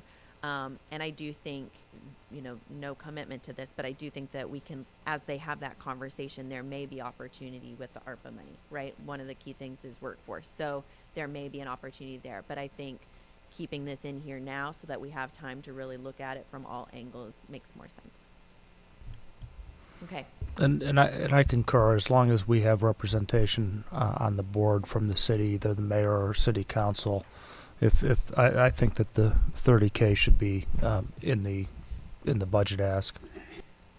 So with that, I guess I'd make a quick motion that we approve $30,000 for 2023, and just to get a vote, I guess, Mr. President, is that acceptable to you? The only thing is that law director's not here, so It's I'm not gonna necessarily try a to. documented vote. I will take the feeling Yeah. unless somebody don't throw anything at me. Yeah, If somebody goes, no, I really object, then I will not proceed in that fashion. Otherwise, we will proceed in that fashion. Yeah. Just a quick comment. Last year, you guys pulled it out of her budget, and then we passed it later, if I remember No, we correctly. ended up adding it following Okay. budget Yeah, it was the hearings. same conversation. Yeah. Yep. So. All right, so moving on, just a couple of quick slides to give you some visuals. So this continues to be the City of Findlay income tax. The spike that you're seeing right there is 2022 projected, and then you see in 2023 the income tax revenue projection from the auditor's projections. Blue was withholding, continues to obviously be the largest portion. Individuals, pretty steady, not a huge contributor. Business, we did see a significant increase in both 21 and 22. There are a couple of significant business impacting that, but I would also note that we have just overall seen our business climate doing well. So right now we do have 3.9 million projected for the business from the auditor's report. Based off of what we're hearing right now, I think that we'll probably continue to be strong in 2023. I would love it to be another 2022, but we're not counting on that. But we will continue to hope for the best and continue to position businesses to grow in Findlay and Hancock County. Looking at our 10-year trend analysis, just wanted to give you some historical perspective. I apologize, the words are a little hard to see at the bottom, but kept it simple. The dark green is general fund revenue. The lighter green is general fund revenue excluding capital. The red dotted line is our operating expense budget. The blue line is the general fund actual expense. And then the orange line there at the bottom is the capital and windfall allocation. So as you can see right now, we continue to do 20% capital allocation.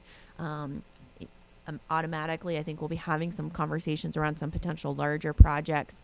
Revenues and budgets for 23 and 24 continue to be, deficit budget projections at this point in time. However, our teams continue to manage the budgets, and I would expect that in 24 and 23 we'll continue to be able to return some funds back to the overall general fund. I'm going to just keep going unless somebody interrupts. This is just a couple of other ways to kind of show it in case somebody is not a line graph type of person. The red is the general fund operating expense budget. Blue is our actual spend. So as you can see, departments, we make those requests and then we manage throughout the year to be able to give back. Same with revenue. The green is the general fund revenue, and then blue is the general fund actual expense. So that's what we've collected, what we've spent. So that's kind of what we're giving back. So overall, the message, our teams work hard every day to keep the city of Findlay operating well and position us as we look to 2023. We're going to have a lot of big conversations, whether it's around how do we position our different funds for significant capital projects in the future, whether it's setting aside reserve dollars just position us well, whether it's looking at paying debt off early. We are going to make sure that we are having all these conversations in their entirety to making sure that we're investing and spending the citizens' money as wisely as possible. I always tell folks that we need to do our operations well, and we need to make sure that we're in a good financial position, but we also need to be putting the citizens' dollars back into the community that's going to benefit them. So we shouldn't just be holding onto those dollars too tight either way. So with that, are there any final questions before we go? Thank you all for hunkering down and going through it. I know I didn't feed you, but there is food for you to take on your way home or sit here and, have well, no, you can't all gather together. That's a public violation. So, yeah, Dennis? Yeah. If I may, Jeff had made a motion to get kind of a general tenor of the group regarding the $30,000 funding for Raise the Bar, and I guess I would like to concur with that. I think it's important that the city support our economic development efforts in this community, and I think that that's an excellent way to do it to help make sure and sustain that we have a viable workforce, a trained and viable workforce, and I think they do an excellent job. So I don't know how the rest of the people feel about it, but I think it's important that that this community do that, and it's a sort of a nominal amount of money, $30,000. Mayor, I just want to pass along to please thank your folks for all the hard work that they put into this, and Jim, Yes. Auditor Stasiak, and all the hard work that I know your office puts into this big book and all the information that goes into it. It takes a lot of time and effort, and it's not lost on our council. It's a lot of good information that I reference throughout the year, and certainly appreciate all that time and effort that goes into this. I agree. I will certainly pass that along. Well, with that, I thank you. just real quick, one thing, a little bit of business for city council. Denise sent everybody an email. She needs to make sure we have a quorum at our next meeting because there's a couple ordinances that are critical to the auditor's office. So if you're not going to be there, it'll be the last meeting of December. Please let us know ahead of time. We might have to send a private jet and have you fly back for that vote. Rob said he can take care of that. It goes in the treasurer's. And it's on the, I thought that was in the council's budget. I'm sorry. But please, all kidding aside, please let Denise know if you're not going to be there. So there is some importance that you are. With that, I will adjourn. Thank you very much.